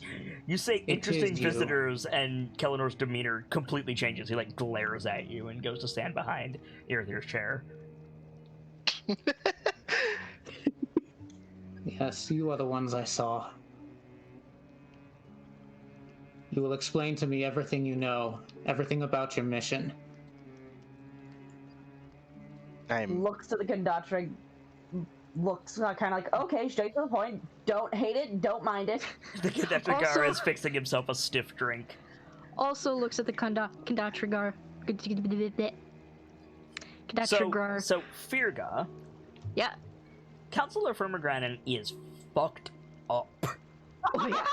He is you know this. He is putting on the stone face that dwarves only put on when there's obstinate outsiders and they don't want to deal with them. He's doing it. It's the dwarvish equivalent of the customer service smile. He Yep. does not want to be here. He does not want to be dealing with this. He wants to be out there helping retake Ondergrim, and instead he's mixing drinks for a fucking elf. He is not a happy boy right now. There's the elf derogatory. I was waiting for it. Aha, Hey. we got there, boys. A presumptive order from one that I do not know. I will respect you on the basis you are clearly an elder of your people, but I know not why I should dare explain the mission. We were informed not to discuss the mission with any except those who are planning to help us. Irithir, Right. you feel more than you hear Kellinor tense. Just sort of puts a hand up, just sort of makes a calming gesture towards him. It's fine. They do not know. What do you know? By the way, before he said that, you didn't notice it, but Mhm. when Irithir says be calm, the temperature in this room raises about 10 degrees. Oh shit. Huh. Dawn probably didn't fucking notice. No, well, that's the thing. You did, because it was also magic. Oh, okay.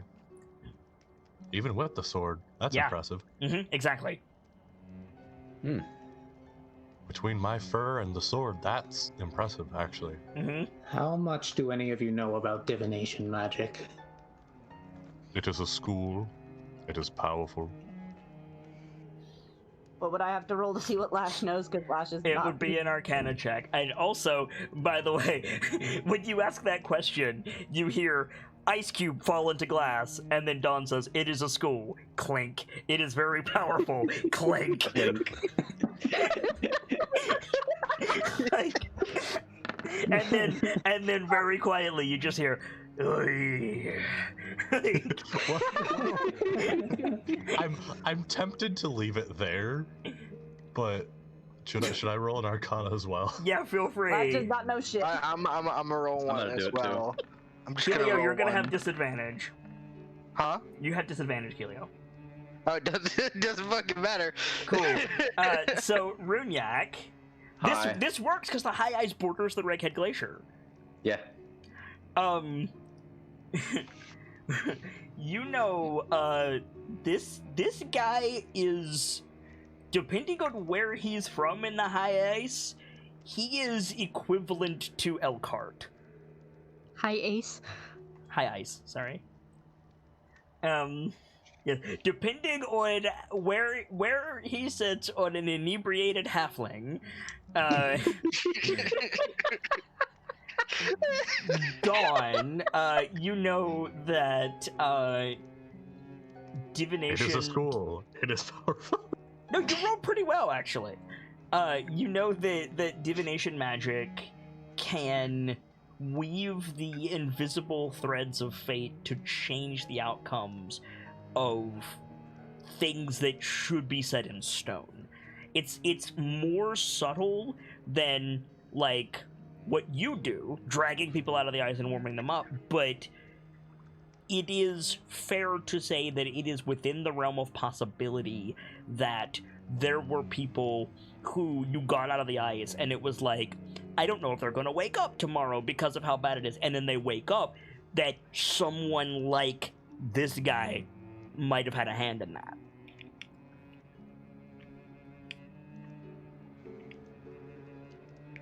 If I may impose one thing. Where is it upon the high ice that you call home?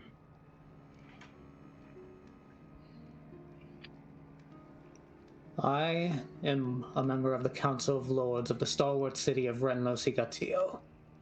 You're You familiar. probably know it as Frostgate. You are familiar with Frostgate, Runyak. Like, you've not been there, they won't let you in, but you know where it is. Like, if you had to, you could probably pathfind there. So what I'm hearing is this guy is Elkhart level of importance. No, Oh. that's not the capital. Oh. Well. He is Runyak level of importance, though.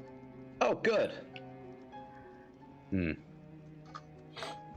I have studied divination magic for over 300 years. I receive premonitions. I study the stars to learn the tapestry of fate they weave. You speak to the stars. Indeed. As one who speaks with the earth, welcome you. Doesn't respond. Just continues on. I have seen visions lately of terrible things. The return of Arel. I think Kilio stiffens a bit. Of That other vision things, holds though they are true. clouded. Your visions of the Frost Maiden hold true. And I have seen you all. Have you? Yes. You stand as a bastion against the coming storm.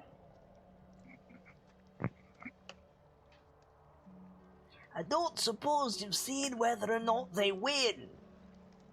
The Gadetchigar is still over at the minibar. Nice. Closes his eyes. The fate is not set in stone. I cannot say. If it was set in bloody stone, we wouldn't be in it. Takes a drink, stops mumbling into his beard. With respect, High Diviner, I presume your presence and your... I'm trying to think of the word, not revelation, the explanation. Exposition? Prediction. Premonition. Premonition. The explanation of your visions, your premonitions. This is meant to be taken as a sign that you seed to help us in some fashion.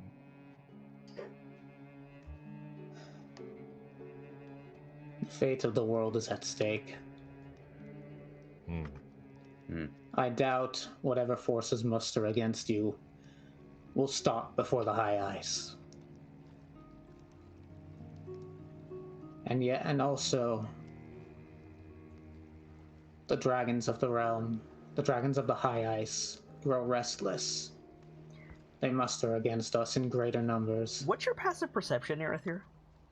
13. You say, like, the dragons of the high ice are... You notice Runyak is wearing a dragonhide cloak.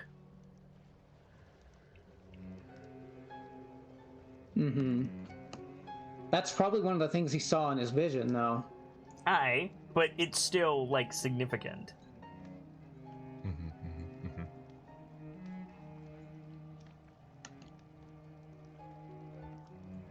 Oh god, I'm not sure what to make of that exactly. Okay. So...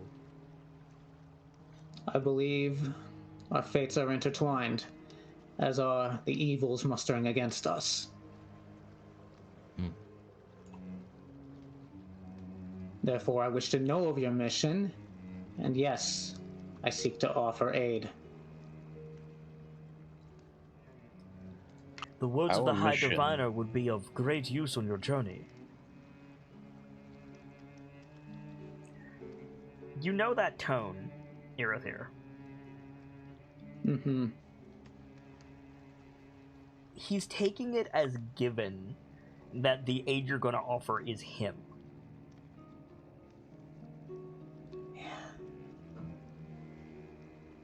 And he's, like, mentally preparing himself for you to be like, my ward will go with you. Oh god, it's that. I got this. This will be fine. Basically, I got yeah. this. I've been training my whole life for this. What? It's just a mission to save the world. I got this. Come on, say the thing. Oh, God, I know you're gonna say the thing. This is that scene from the SpongeBob movie. No, SpongeBob. Fucking no. This is not SpongeBob. No, this is Titus from Final Fantasy X. No, I was saying this is that scene, and the new manager is fucking. Yeah, I know what you're talking about. Mm-hmm. If you were to offer aid, then we will share our mission with you. It's as simple as that. He nods slowly, like, go on. As it is currently understood, giants march against the Sword Coast. I'm trying to find my nonsense. Where's my notes? My notes is gone. No, they're not. You don't specify. It There is on. are. Information's still coming in, but currently, there's been a number of sightings and reportings of them. If I recall, Breaking Dawn here can speak to it directly, and also other things. I mean, you didn't specify the kind of giant. Presently, I don't believe this type is specifiable. Gauntlgrim has been taken by fire. The north is being assailed by ice. What else is being struck is unclear. Apparently attacks are as far south as What was the name of the place that started with the Night? Nightstone. Nightstone. As far south as Nightstone. Wherever the hell Aerithir, that make a charisma saving throw, please. Okay. So, I'm gonna have a little bit of fun with you being a diviner, if you don't object. Oh dear. When someone says the secret word, I might give you a flash of insight. Oh. When Keelio says Nightstone, you get a "That's so Raven" flash out. You see a village in a forest on the Sword Coast, relatively close to Waterdeep. You can see fields nearby, but you're in like a thin forest. There's a giant obsidian stone in the middle of this village. It's carved with arcane runes and glowing faintly, and there is no one around. There's absolutely no one around. However, floating between Nightstone and in the direction you know to be Waterdeep, there is a stone castle on an island. Oh, fuck. Fuck. Fuck! Okay. Yeah! The Sword Coast Forest Bard. Is that a thing? What is the thing? Can map you of the pull up Sword the Coast? map of the Sword Coast? Totally. So, I'm also gonna post an image of the Sword Coast that you can refer to in VOM chat. So, Our plan is Nightstone is here. Waterdeep is here. The castle was floating here in the middle of this field, in the sky. the areas that are in. Something. And then you Sorry. come back to the moment. Something is moving from there. My The lord? areas. A castle in the sky. I don't know a lot about your magic. Is this a You- literal Is this a literal castle or some sort of metaphor? Could be either. Is it? It's in the future, right? Not now. I don't know. It could be in the past. One A can plan. Nope, go ahead. One can presume. He's looking at Keelio, much as the Earth does. The stars are not clear in their messages, though they obviously speak much more clearly. It is of no importance for now. Continue. And at Currents, we plan to move towards Bryn Shander. The places in the most direct danger to our understanding are Bryn Shander, Tribor, Goldenfield, and Nightstone.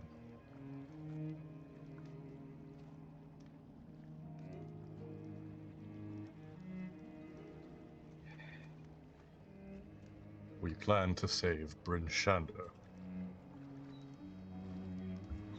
I'm wondering how much Aerithir knows about Tribor. Why don't you make a history check and find out? Not with that roll. That is an insidious failure. You don't know anything about Tribor. Never heard of it. What's a Tribor? Can you eat it? Tribor Yes. is that hunt club in whatchamacallit, right? Yes. I've been there, had shitty food. That is, in fairness, that is one of the best times to get an insidious failure out of the way. That's Yeah, true. really though. Yeah. I think because it's an insidious failure, though, I think what you know about Tribor is completely inaccurate. Probably because you haven't heard about the damn place in several hundred years. Yeah, so Tribor is It's a military town. it's a fortress along a coastal highway that is used to supply relief troops to Neverwinter. That's what you know about Tribor. I'm sorry. Yeah. Oh man. Even a diviner can forget to carry the one. Yep. I don't think he remarks much on that. I'm going to say this now. If you roll an insidious failure, you cannot use a portent to change it. Okay. That seems pretty reasonable. Mm-hmm. The dice have spoken. Yeah. If they get it, Noble says fuck you. If you want to do it on a regular failure, that's fine. But an insidious failure, no. That's completely fair. That Fuck. one, insidious failures you can't see coming. yeah, no. You never see it coming. God. Anyway, I would Yay, really rather Gracie! I would really rather not to get claimed, so thank you, Gracie. Right. Sorry. yeah, let's move away from that very quickly before Yeah, they right. can find out about it. So that's what you know about Tribor. You feel I gotta look his name up again. I keep wanting to call him Helone, that's not his name, Kellinor. Like Kellimvor. Kellinor. You feel Kellinor like growing antsy. Like he's doing his job, he's holding still, nobody else can notice it. But he's like, just assign me to them, Lord. Let's get this over with.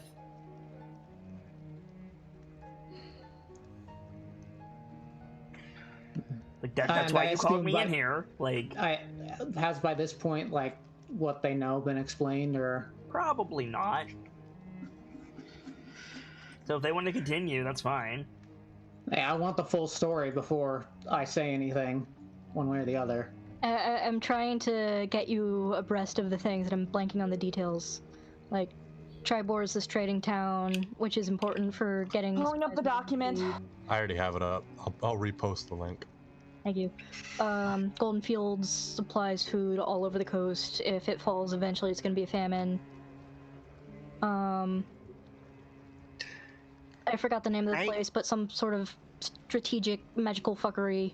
Nightstone. Nightstone, thank you. Nightstone has And like, something magical. then And then in the north, there's also Bryn Shander. If Bryn Shander falls, the whole north is fucked. also there's I can't remember what the stone dwarf said it was, like forgotten facilities. I believe it was said, like, those will be, like, all over the Sword Coast. Correct. I don't think you know about Isar. That's also something you might want to bring up. Where's Esau Esau? again? Isar's in the Draghead Glacier.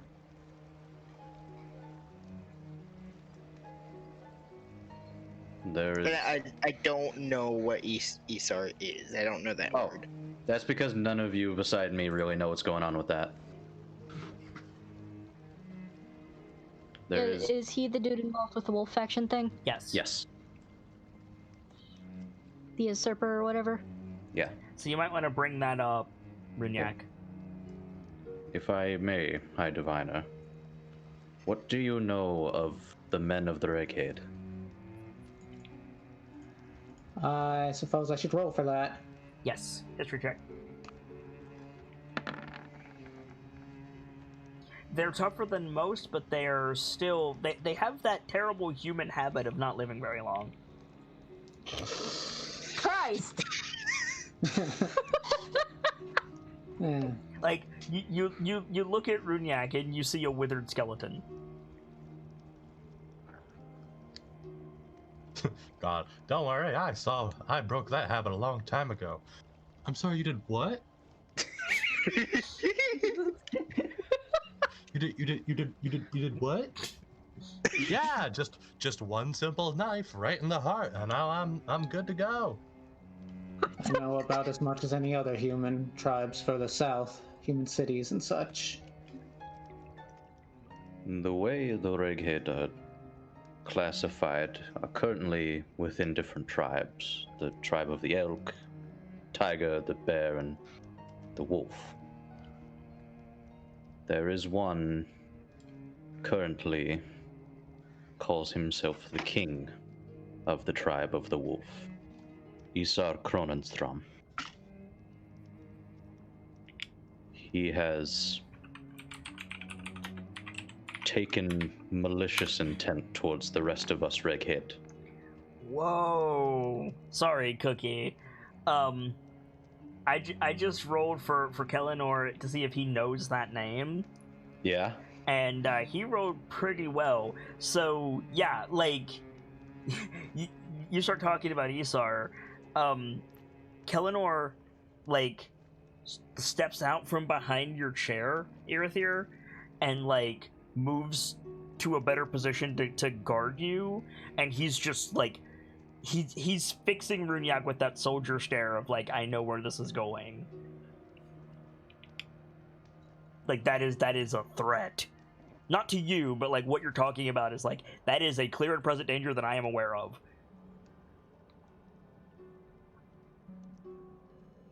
I'll take it I'm to just my kind of. Oh, sorry. Go ahead.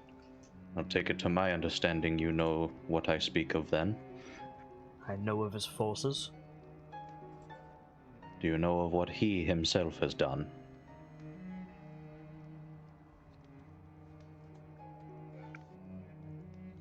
It's not my place to speak. Then it will be mine.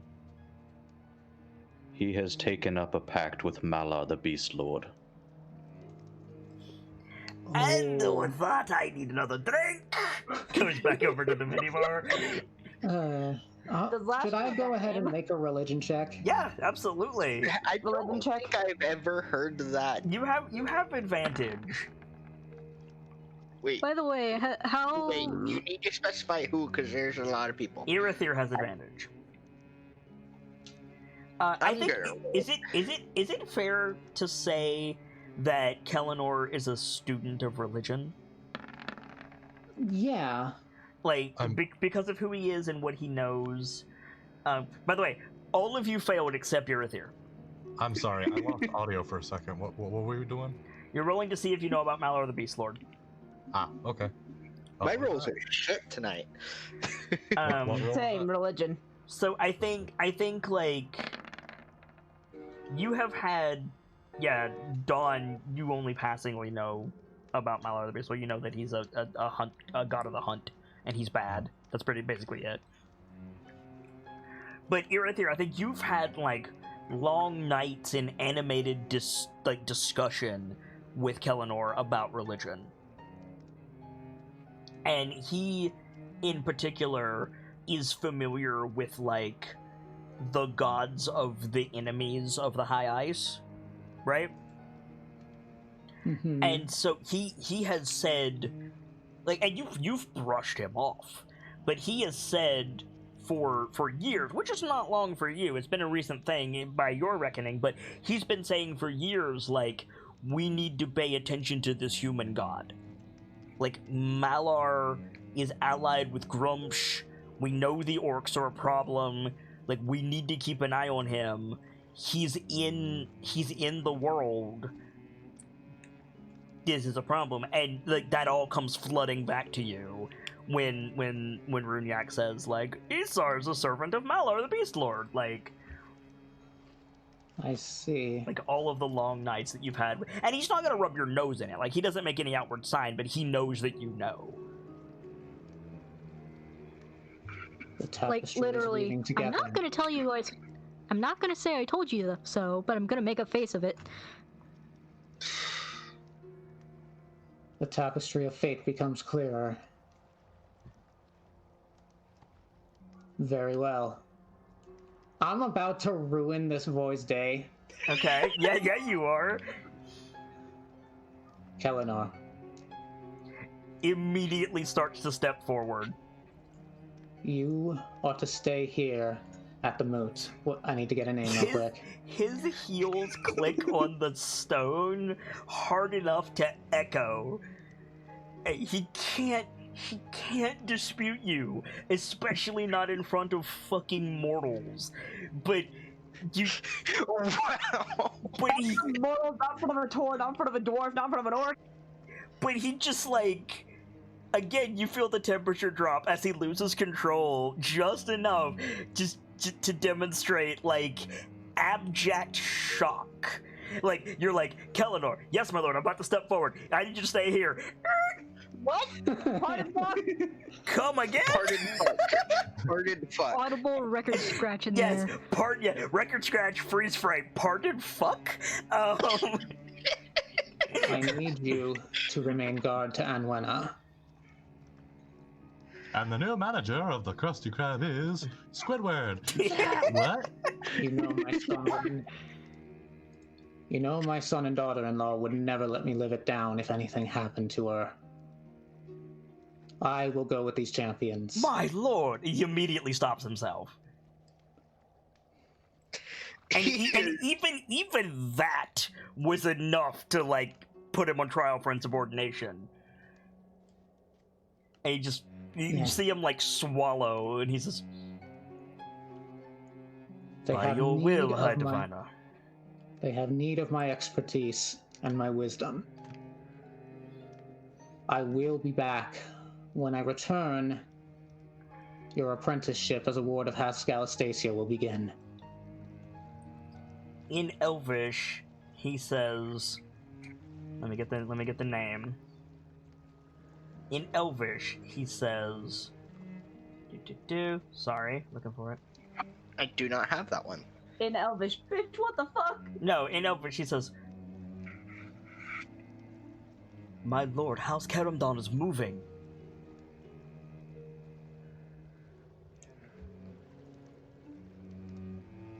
I know. Your But place there's is in the more. Senate. It is not an easy decision, Kellinor.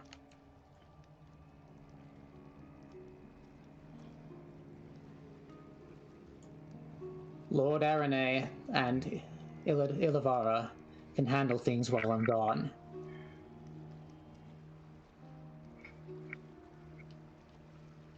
As you say, High Diviner, but this is a risk. It's a risk that must be taken. He wants to argue. You see his sword arm tense, like he wants to argue. I think the rest of you hear like a very light rattle of the saber in its sheath as he like grips it. Yes, my lord. For the others, like, should we intervene with? I have a language token. I'm taking Elvish later. This is a different form of Elvish. You would not have access to this one. I know I would have to learn it from. You could absolutely take Elvish. You would not have access to this Elvish. I'm just saying. This is high Elvish bullshit. No, this is Frost Elvish bullshit.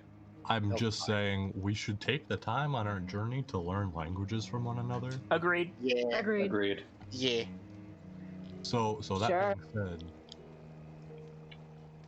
like, if we've got tokens, it's probably good to hold on to them for when we encounter one we as a group don't have. Mm-hmm. Mm-hmm. Anyway, Your orders, my lord. You ought to stay with Anwena. Where? Get her back safely to Renlo Sigatil when the time comes to leave.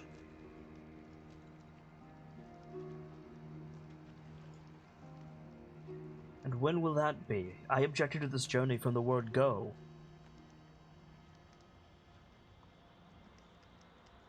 I brought her here to gain knowledge of the greater world.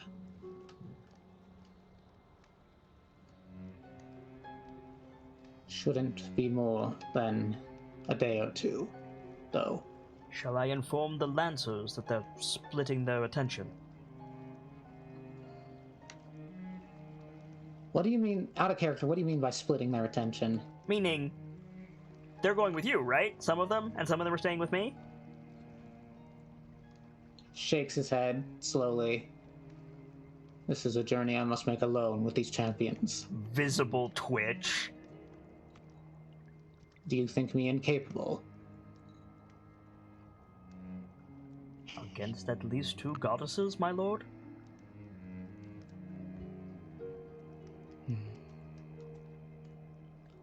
A sigh. Numbers will slow us down and give us away to the enemy. All of this is in Elvish, right? No. Unless Oh. Irithyr has been speaking in Elvish. Kellinor only said that one thing in Elvish. No, he's not hiding this. Oh, I thought this was all in Elvish. No. Yes, Yeah, that's why I wasn't responding. Cause I No, thought, no, oh, it was no. Most of this has been in common. Okay, good. Okay. Once Kellinor got the go-ahead to argue, he's been in common.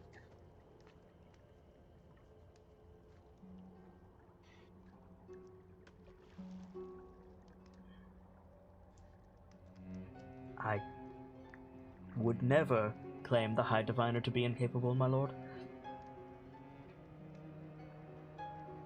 Which is something that he's practiced saying in the mirror, like very obviously, like that is like I am lying, but this is what society demands that I say, like. To be fair, I think that's a reasonable thing to say of anyone facing up against two deities. Makes the makes the equivalent of the orcish gagging gesture of ugh gods, which is basically thumb towards the mouth and just ugh. Any mention of gods. I'm sorry. House Rumive will have need of you as well. I'm sorry. I cannot get the pronunciation of this name. Irithyr? Irithyr. Yes. Okay. Theater. To Irithyr's credit, I've heard plenty You of call him by his first name, and the look that Kellinor gives you is like, if you say another word, I will cut your throat out. Again, just the gesture. And Again, like just- returns his stare. Like, what are you going to do? Stab me? Again, just the gesture of What are you gonna lowering his do? hand Stab down. me? Halfling that was stabbed. Go ahead, Vader. Again, just the gesture of lowering his hand, saying like calm. Lash like snorts a little bit. Lash like snorts a little bit like I think I would prefer you address me as appropriate of my station, but continue. To your credit, bigger things have fallen to those on this plane before. At least through the stories I've heard. think Dawn takes that like thinking position again. So there are 7 of us and 2 gods. Good. It will be fair then. Lash snorts like 7. Is there Okay. someone missing? There's others working in Oh, the background. I'm sorry. I meant to say 6. I accidentally counted Dwok. I mean, we can still count Dwok. Yeah, Dwok's in the yeah. background right now. Yeah, I forgot. well, There was- Dwok left Dwok the said mood they had already, to but Dwok leave. is like doing things as well. Yes. The Forgotten, I'm sure you will know of their presence. They are doing what maintenance for the North that they can. They are our ally in this battle. Just a slow nod again. Okay, I'm sorry. What is the full title that this man wants to be called by? So I have it. High Diviner, Lord You- Irithyr Galastasia. You Okay, don't need to use so the it full is title. it is fully in character for Kilio. Just say Irithyr. Got it. Yeah. Lash is going to say to It is also fully in character for Helio to get fucking stabbed. Firga's just gonna Listen. split the difference and call him High Diviner It's fully in Irithyr. character for any Goliath to get stabbed here. Are you kidding? Yes, it is. Listen, I'm just putting this out there. Dawn has already claimed these people as his children. If you wanted to be really proper, you know that the full title is Lord High Diviner Irithyr Galastasia, What's Lord the of least High House Galastasia of the stalwart city of Renlo-Sigatil. What is out So- of character? I fully fucking respect that. That's an awesome name. In So- What is this, character, Paradiso?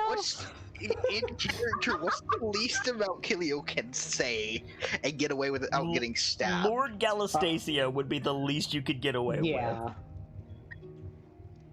If Lash Also- ever heard that full Like, name, you listen. get the fucking look of fucking Listen, mouth on her face. the young blue-haired lad is basically He's got a twitchy trigger finger, and no, that happens to be no, and that's not what I sword. was going to say. He's basically Irithyre's son, except he's Irithyre's adopted son, so he needs to work even harder. And even he is not like dad. He's like Lord Galastasia, like. Yeah. And so Kilio's just like, hey, what's up, Erie? Like, yeah, no. Like, there's a reason that Kalador is like, I'm gonna fully punt do. this halfling over the building. Like, I'm gonna catch air off of this halfling.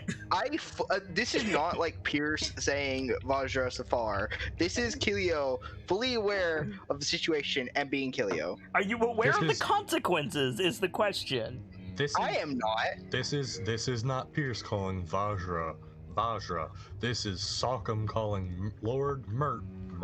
yes, yes, that's what. So okay, so if you're gonna do this, understand that there's going to be tension, Nightfall. Like A little bit, yeah. Potentially mind slivers.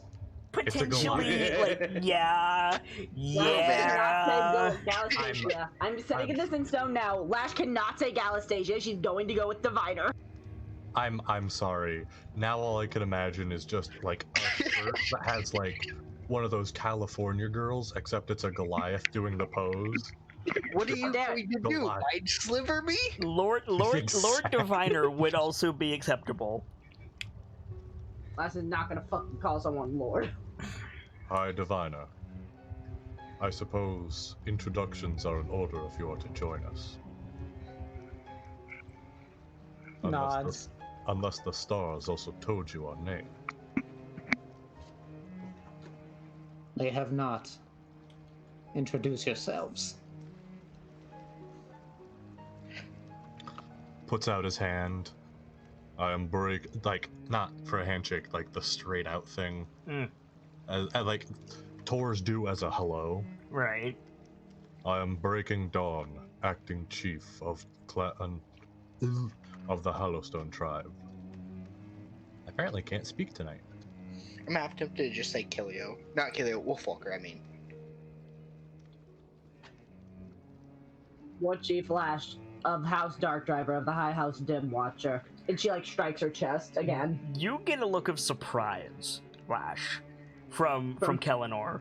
Like, not in any way judgmental, but you're just like, War Chief, and Kellinor is like, what? Just for a second. Child? Just like, child? Like, Lash quirks an eyebrow at him like, you want to say something? It isn't like a challenge, just like a genuine, you want to say something about that? I was simply not expecting a war chief to also be champion, though I suppose it makes sense. It's a rather recent development, if I'm honest. Kilio Wolfwalker of Clan Roche. Fjörgud Dwemerwood. Runyak Eriksson of Clan Oscar of the Tribe of the Elk. Very Dwemerwood, well. Hey, sir. you're going to want to start putting sergeant in front of that. Blink, blink. Sir?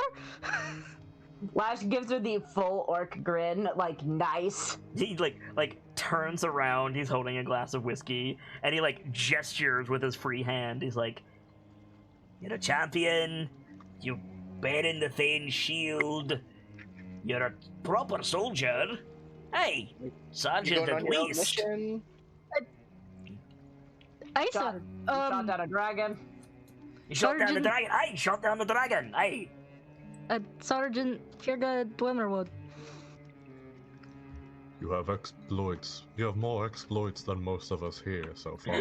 The Cadetrigar holds the glass out to you, Fugger, like, you want this? You look like you need it. Yes, please. Takes glass, And does he it. fixes himself another one. So, yeah, at this point, Irithyr slowly stands up. Kellinor Very immediately well. falls in behind him. Sorry. Very well. The magics of Lord Irithyr Galastasia are at your disposal. I think Lash like is repeating Gallus, and she like keeps trailing off and like cursing in Orcish. Gallus, would Diviner be okay? And Would she is Orc like be okay? gives him a look. Oof. That gets a glare from Kilio too. Holy fuck. We're Like, going to be little need Like, for the formalities. only person who would understand this would be Irithyr, but Irithyr, Kellinor is showing remarkable restraint. These are not diplomats, these are just dudes, and they are shitting all over protocol. Like, if this were any other situation, everyone in this room would be dead, and you know it. Like... I respect you and your leader, boy, but we know not of your traditions, we know not of your people's ways. Okay, at boy, the sword comes out. Like, I'm sorry, that's over the line. Like, we do not know you, boy. Shing! Like... You would do well to understand, if we knew your customs, we would respect them. But we do not. Put your blade away, Sir Rumide. Lowers it, exhales. When he exhales, you see this, like, patina of ice fall off the sword, and then he sheaths it. My lord. What did he say the name was? What did Irithyr say his name was? Yeah. He said... He said, Sir Rumive. Sir Rumave. Apologies if my choice of wording was displeasing. He glances at Irithyr to see if he can speak, and very carefully he says, Do your people permit children to say what they will at the table of your chiefs?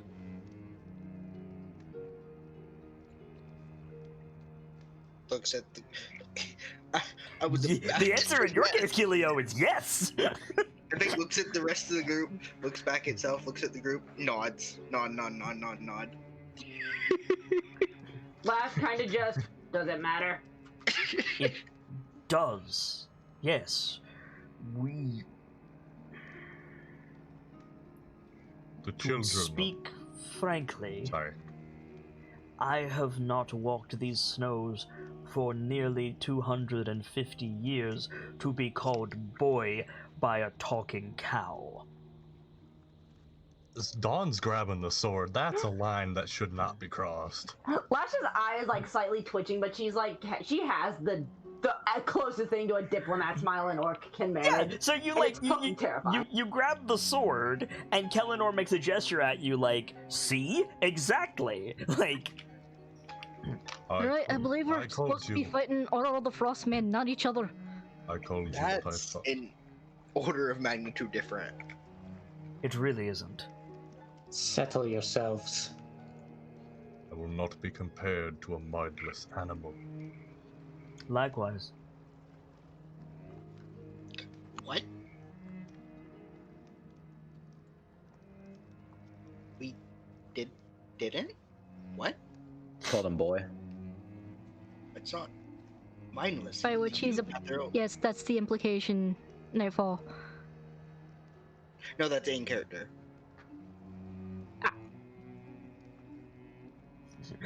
I'm reminded of a meme that I saw. This might help clarify some things. It shows two people shaking hands. You just see the shaking hands. On the one side, one of the arms is labeled elves, and the other one is labeled dwarves. And then the caption says, "Not being humans." And then, wait. And then it's the same image, except it's elves and humans, and it says, "Not being dwarves." And then the last one is the elf hands under a sink, washing their hands. That's pretty much the situation. Yeah. Yeah. Glad that we aren't them. Glad we aren't them. Why did I have to touch both of them? Basically, exactly right. Like, With respects to you and your people and your leader, comparing you to a name that I have referred to many with great respect is vastly different than comparing me to an animal slaughtered for feed.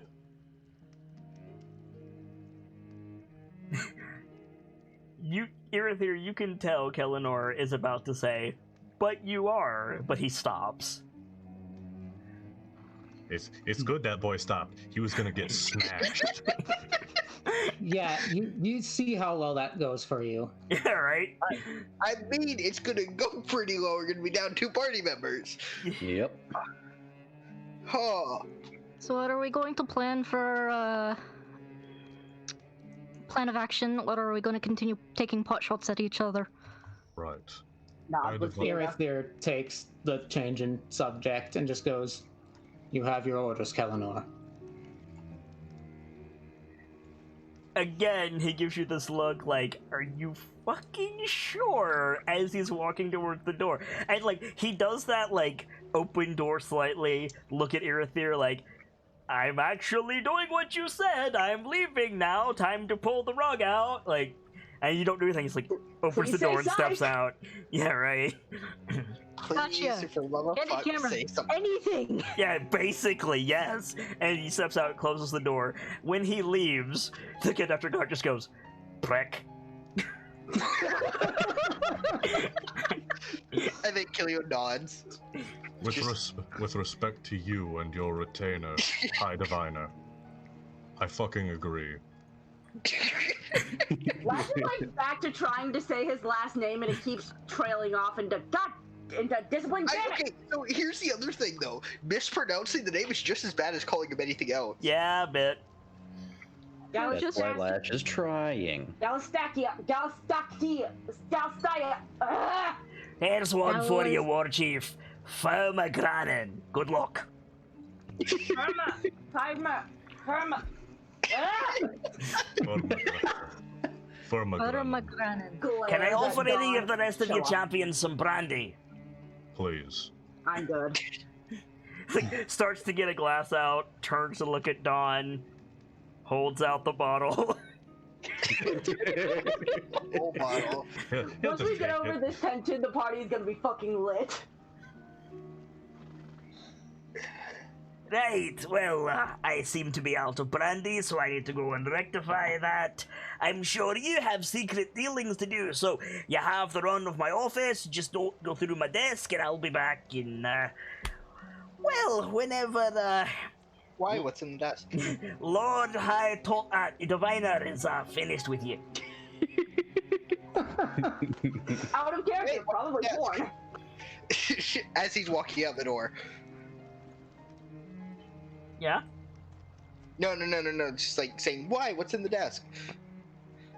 And he's on his way out. Stops. He's and also a prick, but I feel kind of bad for him. he turns. Like, he literally goes in this, stops and he turns. He says, "Hey!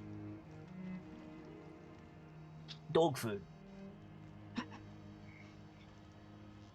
Looks outside to where the wolves are sitting patiently. Opens the door, walks out, closes the door. Keely, I'll give you leaving a the 6 of you alone. Keely, I'll give you a copper if you look. And he just takes a sip of the brandy. Right, Or no, the- I'm going to interfere with that. I'm tempted to have Lash Dwarf shield interposed between Kilio and the desk, apparently. He would have stopped Keely if he tried, just to be clear. He was joking. I'll be right back. We're bastards of just the right caliber. yeah. Right? I mean, We're the We best are. and the worst. It is in character to try and take that bad. There is a name for a group like us. Adventurers, derogatory.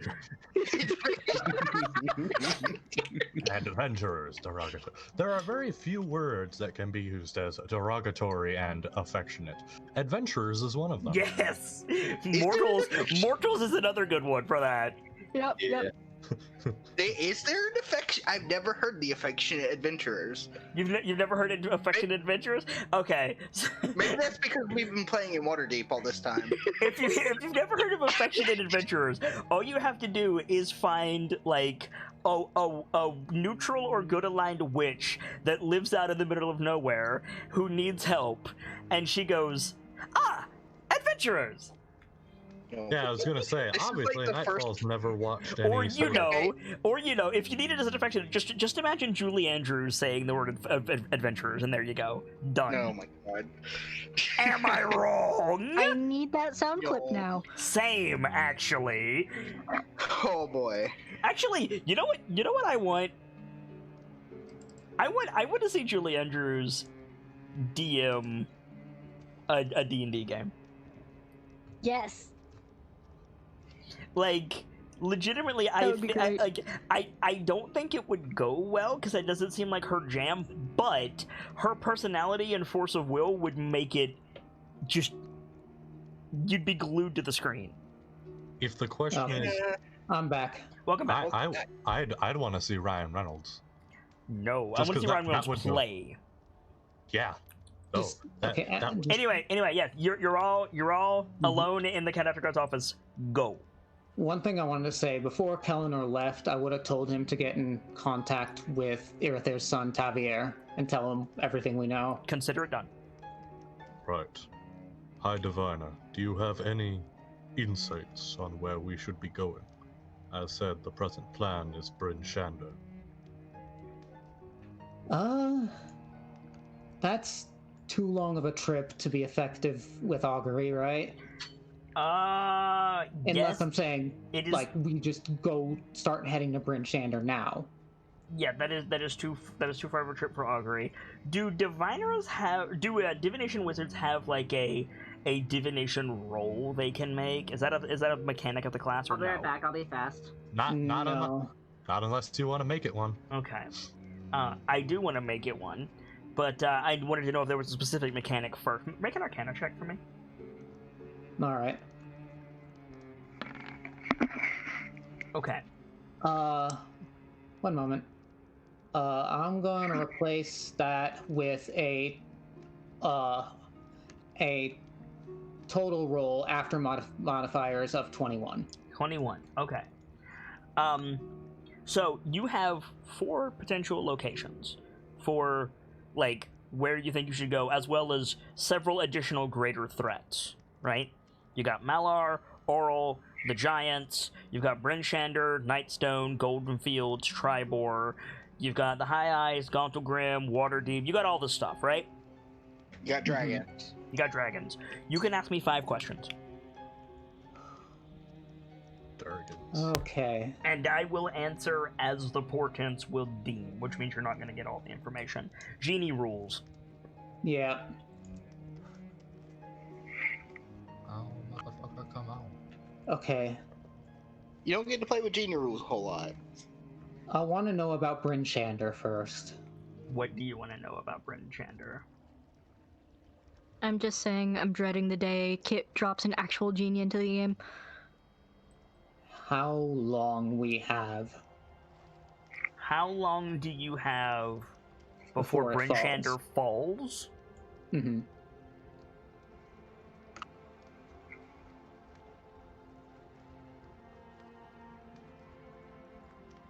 Let me check something real quick.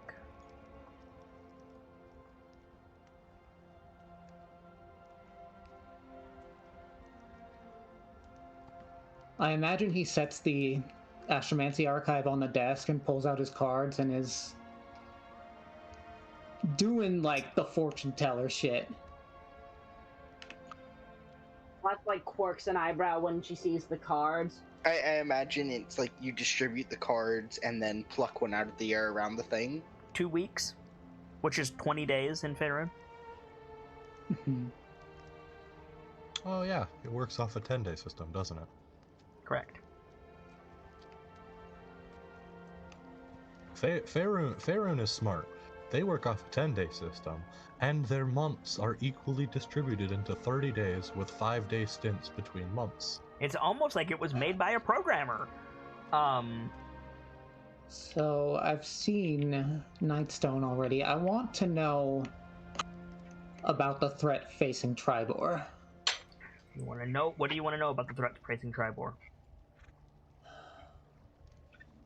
Threat. Goddamn.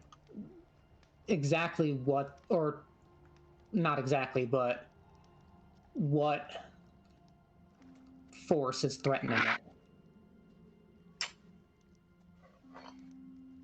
What is threatening Tribor?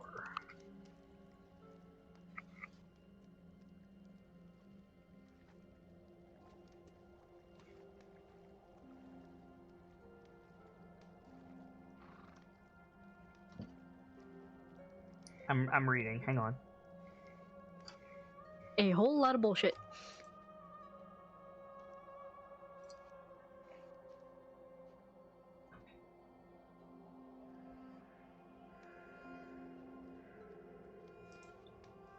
You get one word. Vonendad.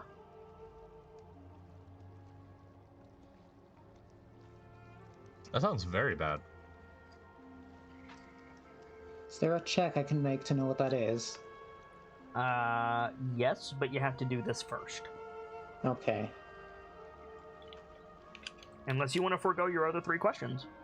No. I want to know about the current state of Gauntlgrim. The current state of Gauntlgrim is occupied.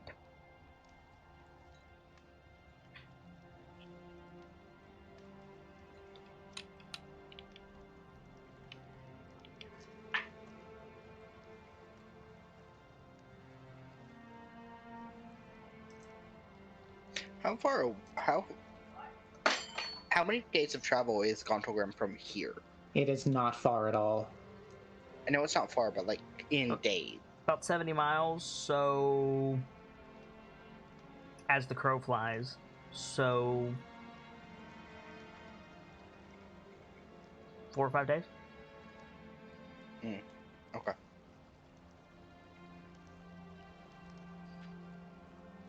Two more.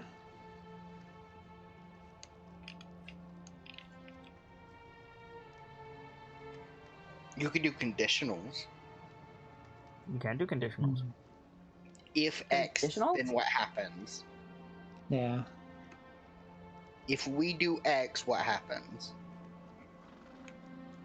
A good one is if we don't go to Goldenfield, what happens? Yeah, that was going to be my next question, is if Goldenfield falls, how long before famine really starts affecting the Sword Coast? I can't answer that because oral would expedite that. Moreover, famine is kind of a gradient depending how it hits. Yeah, exactly. I'm not gonna count that against you. I can't answer that. Okay. Then instead, I would also like to know about the threat facing Golden Fields. Threat facing Goldenfields.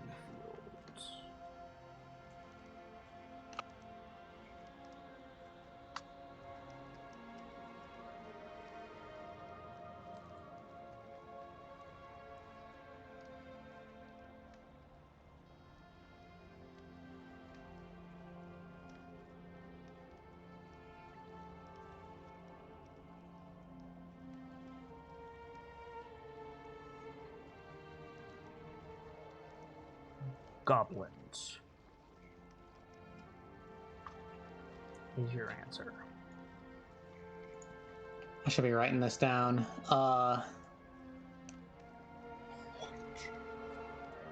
What'd you say the threat facing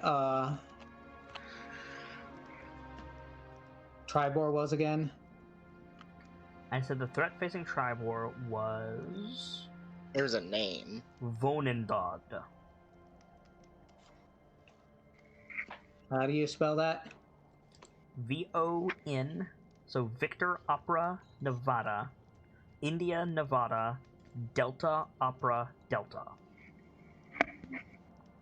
Vonendad.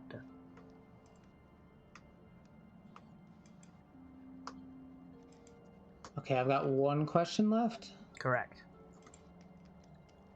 I want to know what the floating castle is near Nightstone.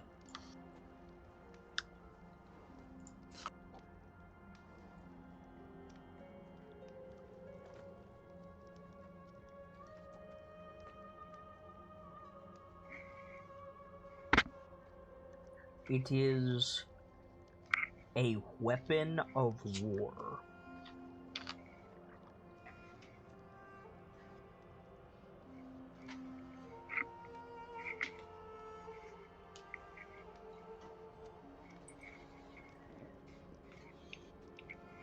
And I think, Irith, you're doing the reading, is the last shot of the episode. Yee. Alright. So we've got some shoutouts to do. Unfortunately, Vader, your shoutout screen is not ready quite yet. We'll have it for you by next week, but why don't you start us off? Hello, everyone. I am Journeyman Vader. I am a moderator for Kit's Discord and Twitch and a streamer on Twitch myself. You can find me on Kit's Discord, as well as on Twitch at twitch.tv/JourneymanVader and on Twitter at VaderSidious. Be sure to stop by. I've been streaming Jedi Fallen Order. And it's awesome! Birchmila, give us a shout out, please. Hey, I'm Birchmila, aka Gracie. I do a lot of art and things for Kids channel, and I also love tabletops. So if you like either of those things, give me a poke. Cookie, give us a shout out, please. Hey, what up? I'm Cookie, also known as the Extinct Bacon on just about every other platform. I love a lot of things tabletop and D&D, and if you do too, my DMs are always open. Usually you'll find me lurking around the shrine, or at this point in time, lurking in Valheim, so... Do Nightfall, give us a shout out, please. Hello, I am Nightfall the Kitsune. I do stuff and things and button pushing and other stuff. I have not streamed in a long time, but I'm thinking about attempting. I'm thinking about attempting it in the upcoming months eventually. Might do some speedrunning of the Do game it. that I played last on Twitch. Do it. Sibs, give us a shout out, please. Hi there, my name is Sibs143. I am in no particular order an artist, a moderator, and a stagehand for Kit's Discord and Twitch. But to everyone else, I am a friend, and more importantly, the Technicolor Disaster. You can find me lurking in either Twitch chat or Discord chat, but if you ever need to talk more privately, feel free to shoot me a DM and we can always talk there. And Guy Gamzelis. I still don't have your offline screen. Give us a shout out, please. Ladies and gentlemen, my name is Guy Gamzelis, the Hero Bard, telling the tales that need be told, and there are a lot.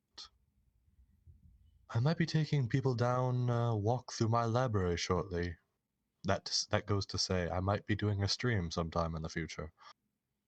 If you'd like to join us, then I'd love to have you. Until then, you can always find me on the Discord, in DMs, or on Twitter at the Homestuck Homie. Good night.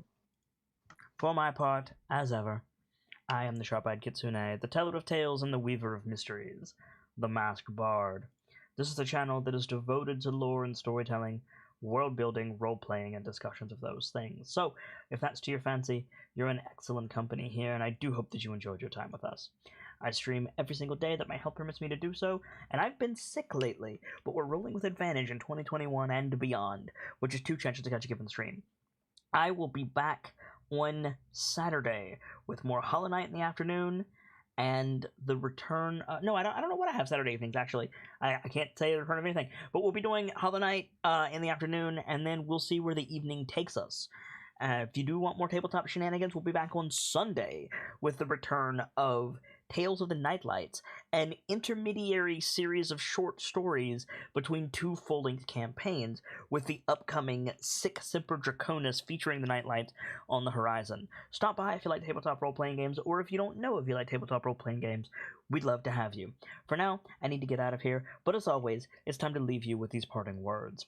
From myself, my keepers, and those joining me on the stage this evening, to all of you, the regulars, the followers, the newcomers, and the lurkers, whether you're just having a seat by the fire or you've got a running tab at the bar, remember, there's always more stories to tell.